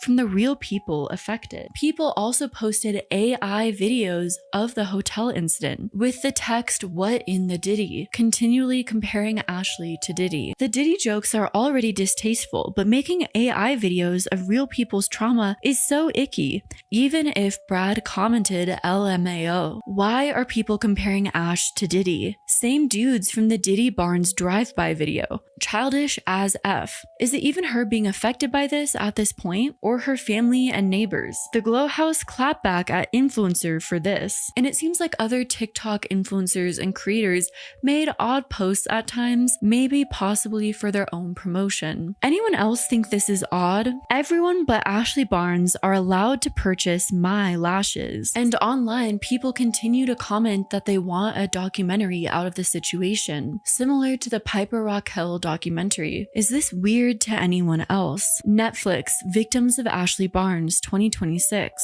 commenting to be in the documentary. Yes, all the people wanting a documentary are so strange. Let's not make these people go onto a camera and talk about the situation solely for entertainment purposes. And again, all of them are teenagers. But there's very little laws to protect teenagers and minors online, and the laws that are being proposed are very questionable. Recently, Ashley Barnes posted a response, her side of what had happened, except she didn't exactly respond to the hotel incident itself or what took place that night. That being said, Ashley did speak on her leading up to that night and vaguely spoke on her family life and her father, as well as what misinformation she felt had been spread online. Whether this was Ashley Barnes deflecting from her own personal responsibility or taking ownership of how her life had led up to this point is essentially up to you to decide, but also up to Ashley to determine through the changes she makes from here on out. Ashley starts off her video by explaining why she chose not to speak on the allegations for a period of time, stating she wanted to deal with the situation privately and go to a rehab facility before speaking publicly. Ashley also vaguely states that she had to push to get herself into a rehab facility, but doesn't clarify if that was because it was difficult to find a facility itself, or if it was because of a parent of hers that was pushing back on her going to rehab. Us, including myself, are still minors. A lot of people were complaining as to why I haven't said anything online about the allegations being made against me, and there were multiple reasons for this. I wanted to handle this situation maturely and deal with it how it should be dealt with offline. Also, I was off my phone for a while because I was inpatient at rehab, which is something that I had to push to get myself into. Ashley seemed afraid that after speaking publicly, she was going to fall right back into old habits. I wanted to make sure that enough changes had been made to ensure that I don't fall back into old habits or that all of this was for nothing. I think it's interesting that this was her immediate fear. I've personally covered a lot of apology videos. I think oftentimes how an influencer conducts their apology video can be really telling. Many influencers, as you probably know, will immediately start crying. They'll talk about how hard this experience has been on them, completely victimizing themselves the entire time. Some influencers appear almost angry and enraged that they even have to make the video. Others just completely defeated, kneeling at the altar to confess their sins. And oftentimes, what this influencer decides to say first first in their apology video is what's predominantly on their mind, the biggest concern of theirs through the entire situation. So I do find it interesting that Ashley's first big concern was that she was worried about falling back into the same old pattern with social media. Of course, it should be noted that that seemed to be her concern over the harm she did to others, but also it seems that she was somewhat aware that social media was a part of her personality. It was a part of this harmful cycle that ultimately led her to where she ended up. Ashley claimed what many people had theorized, that there were people that made videos about different interactions with her after the virality of Brad's video, who Ashley claimed were either greatly exaggerating their interactions with her or had never even met her before. Many inaccurate terms are being thrown around to describe events that do not live up to such titles. I'm not about to sit here on video and disprove the many people who have just blatantly lied on my name in order to gain clout. Although I haven't seen every single thing posted about me, I have seen names of people who I've never met claiming that they are a victim of me. I ask you guys not to believe every single thing that you see online because unfortunately the truth is often the least popular narrative, and the things that people will do for likes is insane. That being said, I also feel like there's probably a lot of people where Ashley may have felt that they were exaggerating, but they deeply felt what they felt. Ashley claimed to have screenshots that would clear her name in some regard. To what level is unknown, but said that she wouldn't post them. I do have information such as screenshots, voice memos, and documents that I could share to clear my name for many and multiple of the allegations made against me, and it would help clear the air through different fabricated stories and lies. To do so, sharing this information would require me to publicly post about the actions of other minors involved in these situations. Ashley's vague apologies feel like a gut punch, admitting addiction but dodging the specifics of harm. It's sad, almost tragic, seeing a teen so lost she can't fully own the pain she caused. Yet, her hints at parental neglect scream louder. Where were the adults? This irony of a psychology-educated dad failing his daughter exposes the deep rot in fame-driven families. I hesitate to do that because my intention with this video is not to bring any of the public harassment in which I or anyone related to me has received in the past month onto other people. The more I think about this statement, the more nonsensical it becomes, in my opinion, because the allegations made were public SA allegations, which have serious legal and moral implications that will stick with you for your entire life. And so unfortunately, I do think it becomes beyond the bounds of not wanting to engage in drama, and something where if someone has the proof to clear their name in any regard, they absolutely should do what they can to absolve themselves, unless they can't because they did do those things. So then, right after saying Ashley won't post screenshots, she goes on to say that she's going to disprove some lies that she thinks will cause the least amount of harm. Again, I think the only thing that would be not engaging in internet drama and causing the least amount of harm would be clearing your name of SA allegations if you are able to. Anything else is just a red herring and literally engaging in more internet drama, even if it's at the expense of myself. I will, however, point out a couple of the lies that I think will cause the least amount of harm to other people involved in this, because I do not wish for this to be a continuous chain of posting back and forth videos about it. Claiming that I am some longtime villain and mastermind who only made her platform to make victims is incredibly inaccurate and takes away the reality of any situations. Unfortunately, the truth is I was in a serious problem for the majority of this year. Ashley then talks about her addiction. She claimed that her addiction was the reason for all of her actions this year. Of course, there's many people that suffer with addiction and did not do these things. Ashley also claimed that the parent in her life, aka Michael Barnes, her father, was not getting her any help, even though there were adult professionals that were urging her to receive help. There were many instances in which professionals tried to get the people who cared for me to take action, but no such action was pursued. I had gotten to the point where I was using, drinking water, and taking substances someone handed me every single day. My intentions weren't to have fun, they were to be unborn, let's say, guidelines. Ashley also claimed that her job on social media was affecting her mental health severely. With all the recent claims that Ashley's parent, her dad, Michael, uses her for her money, and her claim that he wasn't getting her help, this makes Michael look even worse. I've spent the majority of this year living in a constant state of paranoia and mania because of how much pressure my job and the side effects of overusing my medication had gotten to me. I would be absolutely terrified, so I would call a friend and I would ask them to hang out because I was so scared of being on my own. I would jokingly say that my friends were babysitting me because, quite frankly, what I needed at the time was a parent. Ashley claimed at one point she was begged to go to a psych ward, but was not clarified by by who, but that she didn't because social media came first. It's not clarified who exerted this pressure onto Ashley or if she exerted this onto herself. After my attempt back in April, which if you know me as a person, you would know how against my character that is, I was begged to go to the ER and be admitted to a psych ward. But obviously that didn't happen because in most cases, social media came first. I regret the decisions I made that allowed myself to get into such a dark space. I wish I could explain how I existed in such a state for so long. Ashley also claimed that people are depicting this series of events inaccurately for shock, drama, and views. I want to say before I show Ashley's statements that two things can be true at once. Social media can greatly affect how people share their traumas. But also, even if Ashley can brush off her actions and not see them as a big deal, that doesn't mean it wasn't a big deal to others, or that it didn't impact them greatly. Also, I'm sorry, but if you are under the influence and struggling with addiction, as well as your mental health, your timeline of events may not be as reliable as well. Of course, not always, but that is a factor to consider. Maybe your actions had more of an impact than you realized. I would like to mention, though, that the way people are depicting the series of events are inaccurate and dramatized simply for the appeal of shock factor and extra clicks. I apologize that I decided to take too many things, and I apologize for making anybody uncomfortable. But when you start exaggerating or changing details of the events that occurred to make yourself look better or run from your own bad decisions, that is where I lack sympathy for you. Ashley claims she never forced or lied about what substances she was giving people, and that she never lied about her medication. I'm gonna clear up a couple of the lies.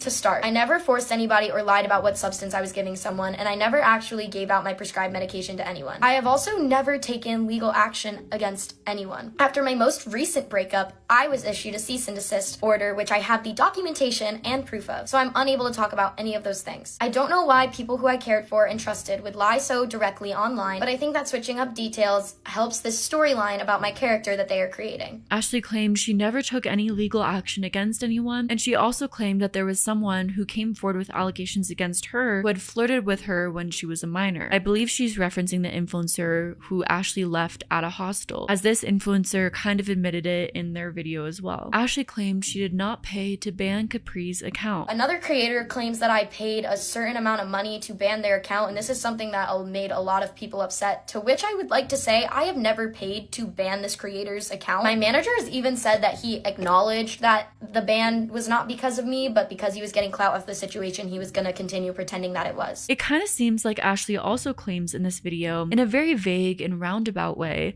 that her and Capri, or some vague unnamed person who had a girlfriend, insinuating Capri, got together before the hotel incident. Considering the ages of everyone involved, I don't really want to speak much on that. Certain people were also willing to lie about things that have happened because they share guilt. They used me as a way to dodge their own mistakes. I'll give an example. One individual is claiming that all the flirting was on my side and they wouldn't do anything because they have a girlfriend. I hate to admit this, and I do apologize for getting with someone who is single, but this person had, in their own words, quote, happily gotten with me while being involved with their current partner. But when this event occurred, I was not in a clear state of mind, and I do apologize for my part in that. I made the mistake of surrounding myself with too many people who only cared about likes and money. Ashley claimed privately she took accountability to the people that she did hurt that she was able to reach out to before everything went public. I would also like to say that I have taken accountability for the people that I did hurt, who I was able to contact. These apologies were made before anything was even brought online, which I do have messages and proof of if I need to show those, but I do need to remind you guys that it is illegal to post private conversations online, which is why I'm being so careful with what I show you guys. But this story that they've created about simply wanting an apology or to get justice is not the case at all. In part 2 of Ashley's response, she claims ultimately she won't be apologizing to the internet about allegations on her name that have no proof. I do not have to apologize to the entire internet for allegations on my name that don't have proof,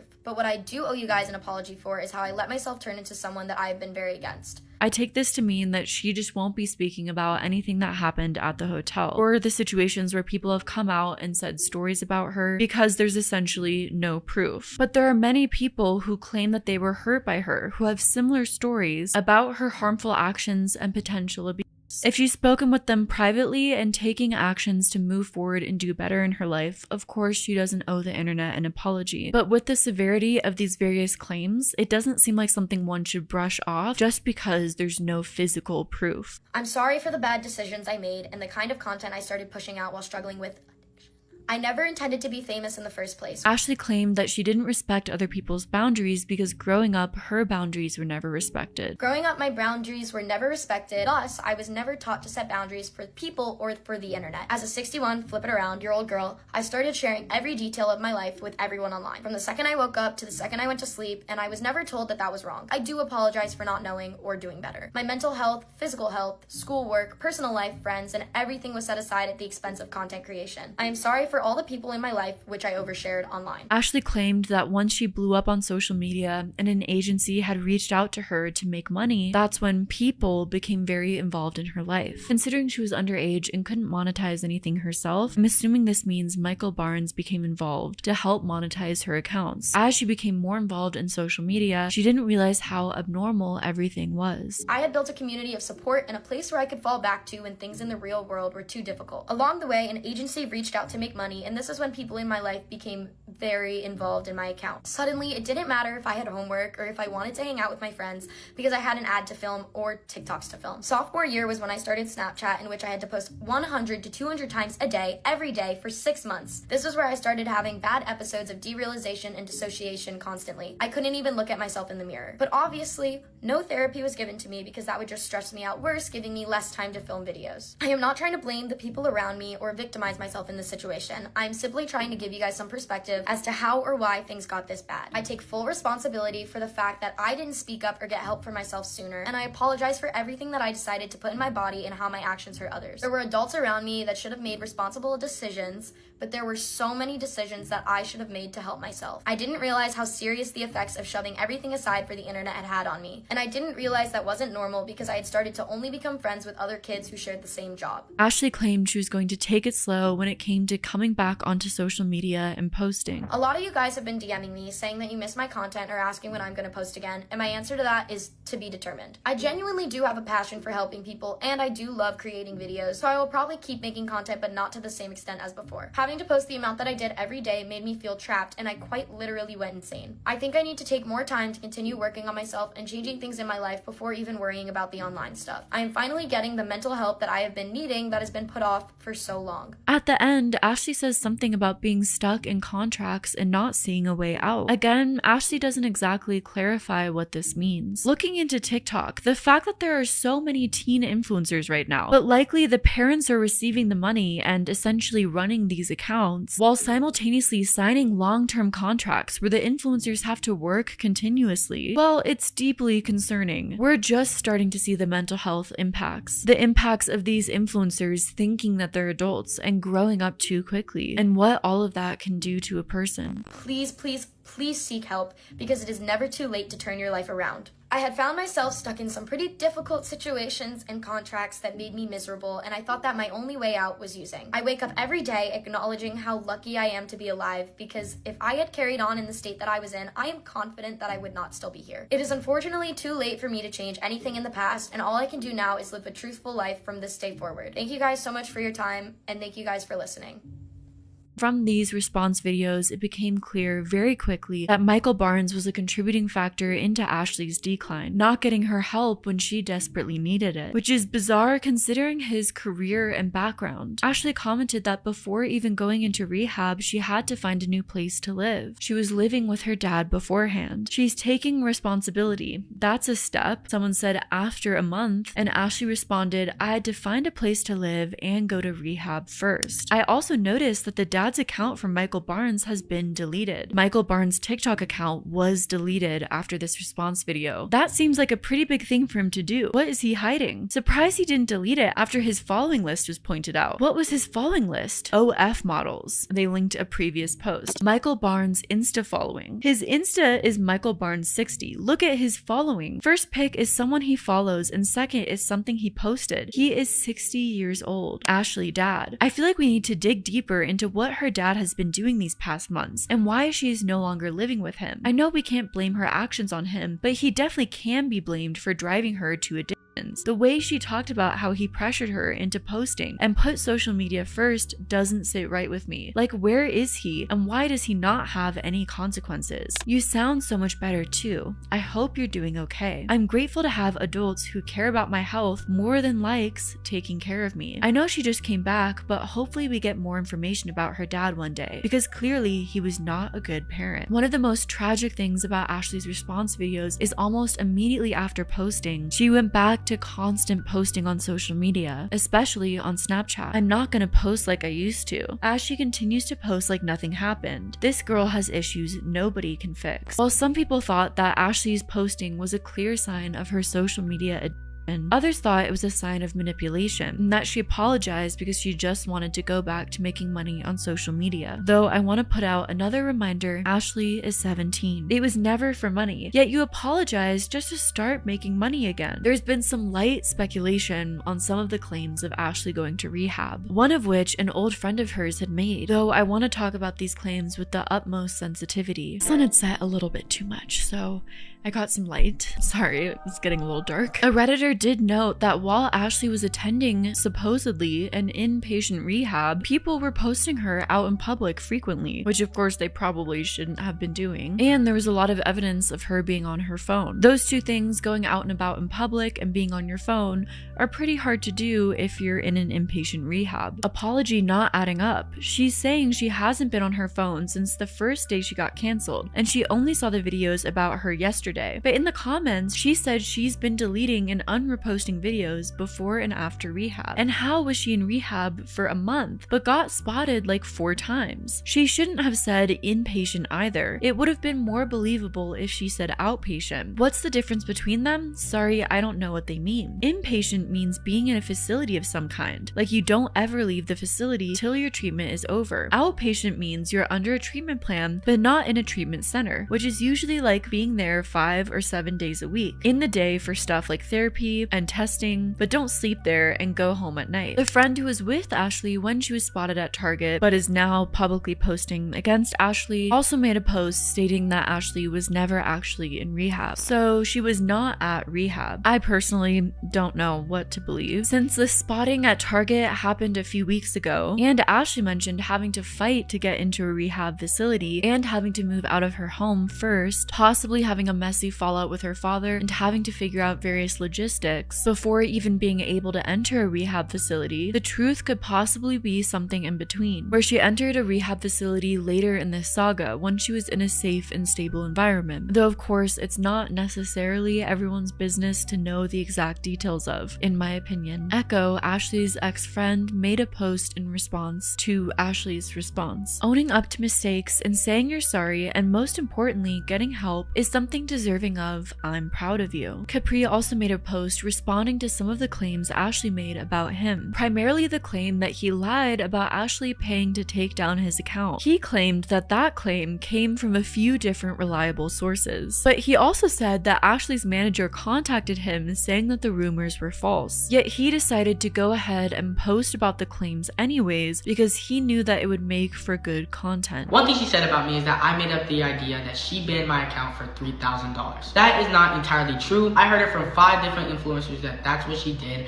Someone texted my friend Brad and told him that she was literally talking about it at a party. Before all this went on, she was talking about how you could ban people's accounts for $3,000. Then her manager at the time texted me and told me that it wasn't him and he had nothing to do with that. And I said, okay bro, like I believe you, cool. So when my account got unbanned, I posted a video basically saying, why'd you pay $3,000 if I'm just gonna get my account back? I knew there was a slim chance that she didn't do it, but honestly I knew it was gonna do good, so I posted it. This, to me personally, is very concerning, only for the fact that it does make me wonder, in the very back of my mind, what else Capri has posted, without fully looking into the claims, or posted in a reckless manner, solely because he thought it would make for good content, maybe due to a lack of prefrontal cortex development, because a lot of these are serious claims, serious allegations, and not anything to be taken lightly. In regards to the claims that he cheated on Piper, Capri said that he is still with his girlfriend, that Ashley was vague about who she got with that had a girlfriend, which she was, but that now everyone is flooding his social media accounts with comments. Did I cheat on Piper?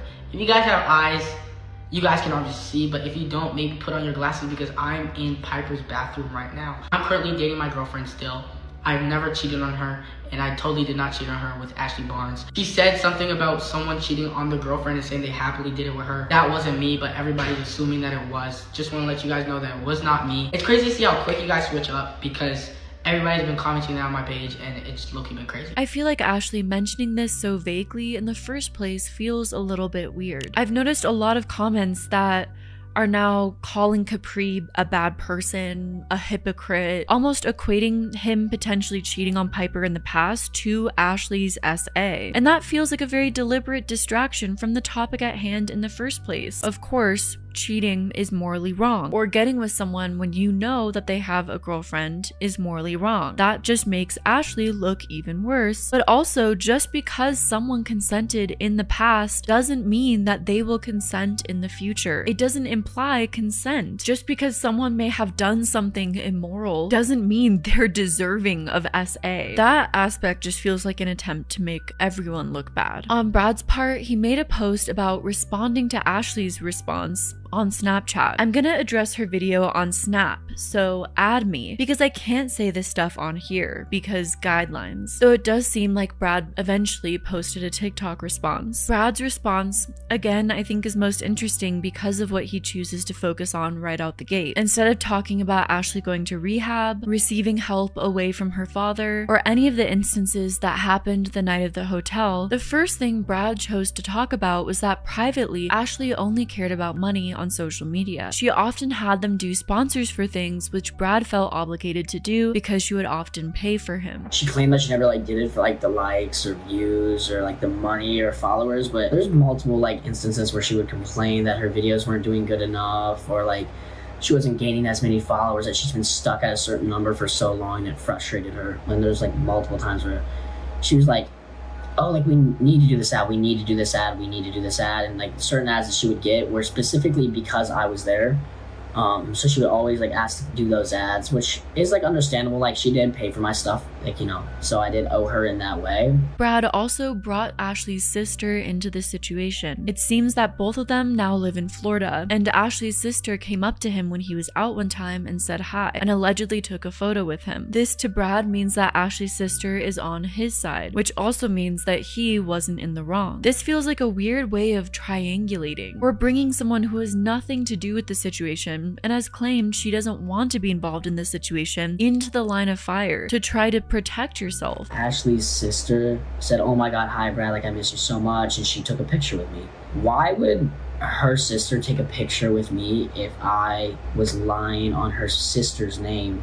Why would she be on my side about this kind of stuff? That just does not make sense to me. But yeah, she always she claimed that she didn't care about the money and followers, and that's all she ever talked about. Even though most people had believed Brad and his story. Brad goes on for a bit in this video response, making claims based off of what other people had told him, saying that he believes them because they're trusted people in his life. This, in my opinion, is where Brad's age shows. I won't be showing this part of the video because Brad makes some intense claims about Ashley giving out substances or paying to get accounts taken down. And the only reason why he makes those claims is because someone he knows told him that, or he saw screenshots. Not to bring ageism into this, but I feel like most fully formed, mature adults know not to involve yourself into situations that don't have anything to do with you, or make claims that you don't fully know 100% so publicly. It seems really reckless and dangerous. Brad said he didn't really consider Ashley's video an apology, which is fair. And from what he says afterwards, it seems like Brad doesn't think his story is believed by many, which makes me sad because I don't think that's necessarily the case either. I mean, props to her for admitting to her abuse, but I still don't really consider that an apology video. She was more of apologizing to her fans of who she's become, not apologizing to the people that she quite literally probably traumatized. And there's so many people, 10 people with reliable stories that were her best friends at one point. Why would all of us lie and then suddenly she comes out of the story and now we're all liars? It's possible that this whole thing, bringing his situation to a public platform, has affected him quite greatly, given him a lot of trauma, and then seeing who's essentially his abuser come back to her very large platform and be received somewhat positively has affected him in a very negative way and his mental health, which is really sad. Brad also mentioned that Ashley's memory or account of the situation seems to work in very interesting ways that end up being very convenient for her. She will remember with such clarity when she claims that people are not telling the truth, like when she claimed that she never once lied about what substances she was giving people. But on the other hand, she'll have memory gaps when people are trying to hold her accountable and blame it on her use of substances, which is very interesting. How can she remember all this stuff, but says that she never remembers anything because of her overusing, but she just can suddenly remember that when there were 3 people that all confirmed that she did lie about what she said it was? That being said, many of Brad and Capri's original posts on the situation are being deleted, as well as their response videos, which has led a lot of people to start questioning their entire story or wonder why their posts are being deleted. Brad deleted his response video. It was up for like an hour on his TikTok. Did anyone see it? It's already deleted. I feel like this is turning into very classic victim blaming, where they're really not able to do anything correctly, when really it could just possibly be that the situation is over and done with and everyone wants to move on. They don't want these videos as a sort of stain on their page, a bad memory that they have to forever see. Imagine such a public video of your worst trauma, your worst day, and it's being viewed by millions of people, seen at any moment. It could also be that they just got tired of people calling them clout chasers. The situation was discussed and they wanted to move forward. Maybe it was for a nefarious reason, and there were parts of the situation that were more exaggerated for views and engagement, as Ashley discussed. The reality is, this is what happens when teenagers are allowed to develop a platform on social media and run freely with little supervision, but profit massively, with parents who encourage it because they benefit from it too. Everybody's lying, including Ashley. Like, I think everybody is just dogpiling exaggerations and misinformation and lies, and how can they jump on this and how can they exaggerate this to make themselves more involved and blah blah blah. I think that's what's happening, and I think it's taking away from the people who actually endured trauma from that girl. And I think that Ashley is a problem, right? Don't get me wrong, I'm not defending her. I think everything that people are claiming at their core, I think those things are true, but I think there's been some exaggeration to help further the point. And like, I think also people are trying to tell stories without incriminating themselves at all. I do not think personally that Brad and Capri lied about the main aspect of this story, because I do think that would have been disproven by now. But if it does come out that there were certain aspects of the story that were over exaggerated, I think also personally that grace should be given to them, because it's so clear, again, in my opinion, that from all accounts, from all people that are involved in this story, that these are teenagers whose sole focus in their lives is social media and views and engagements, and none of them can escape from that, not even when it comes to healing their own trauma. As someone with a job in social media, I can kind of understand how it could get to that point. If you don't have good influences in your life, or never learned how to practice boundaries with people, I may even cross over into that territory at times, spending an all-nighter posting a video, or diving into a rabbit hole and letting it consume my thoughts for a few days, letting an internet comment get to me. How weird is it that this is the new reality for so many people, that it's the new norm for so many careers? And how sad that teenagers are experiencing this at a young age, on top of all of the things that being a teenager comes along with.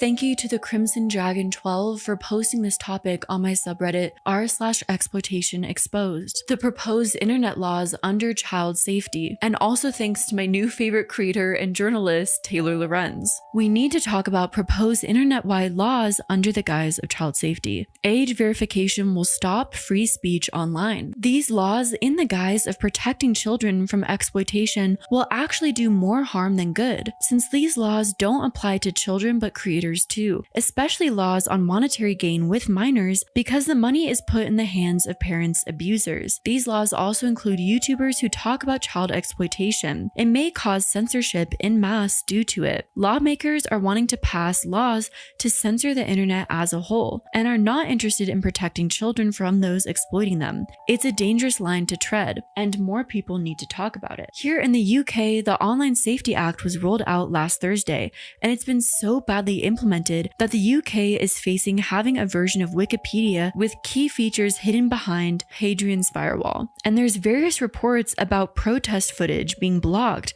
and unalive advice sites being blocked under the misguided belief that they were advising people how to do it. And the hits just keep coming, as now Spotify is demanding age verification. Parents and lawmakers are calling for tech companies to verify users' ages online. They frame these efforts as a smart, reasonable, and harmless way to keep kids safe, but that's not what age verification does. Age verification efforts are a major threat to privacy, freedom, and the very idea of an open web. No one knows this better than Eric Goldman. He is the Associate Dean for Research at Santa Clara University School of Law and co-director of the High Tech Law Institute. He recently wrote a fantastic paper on age verification, soon to be published in the Stanford Technology Law Review. And today he's joining me to talk about how age verification works online and how these laws pushing it are all ultimately a Trojan horse for government control, surveillance, and censorship of online speech. What do we do when society cares about protecting the privacy of children, but laws and regulations, even ones that try and act like they do care about this, are only doing the exact opposite,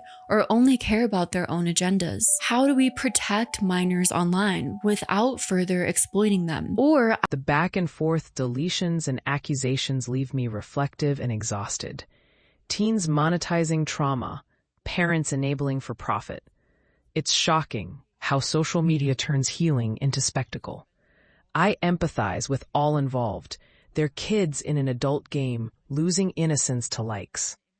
We need real protections, not more exploitation. Isolating them from important knowledge, important help, and online communities in a world where they're already so isolated. I think in this teen influencer landscape, the best we can do is raise awareness and empathy always. And that's what I try to do when it comes to the story of Ashley Barnes and all those involved. And that's all for today's video. Thank you so much for making it to the end. If this was triggering for you in any way, my heart goes out to you. You're definitely not alone in that. I hope you're doing well. If you're curious what the next video topic will be and you have any input, look at my comment down below where I'll be letting you know, and I'll see you in the next video. Stay well until then. Bye!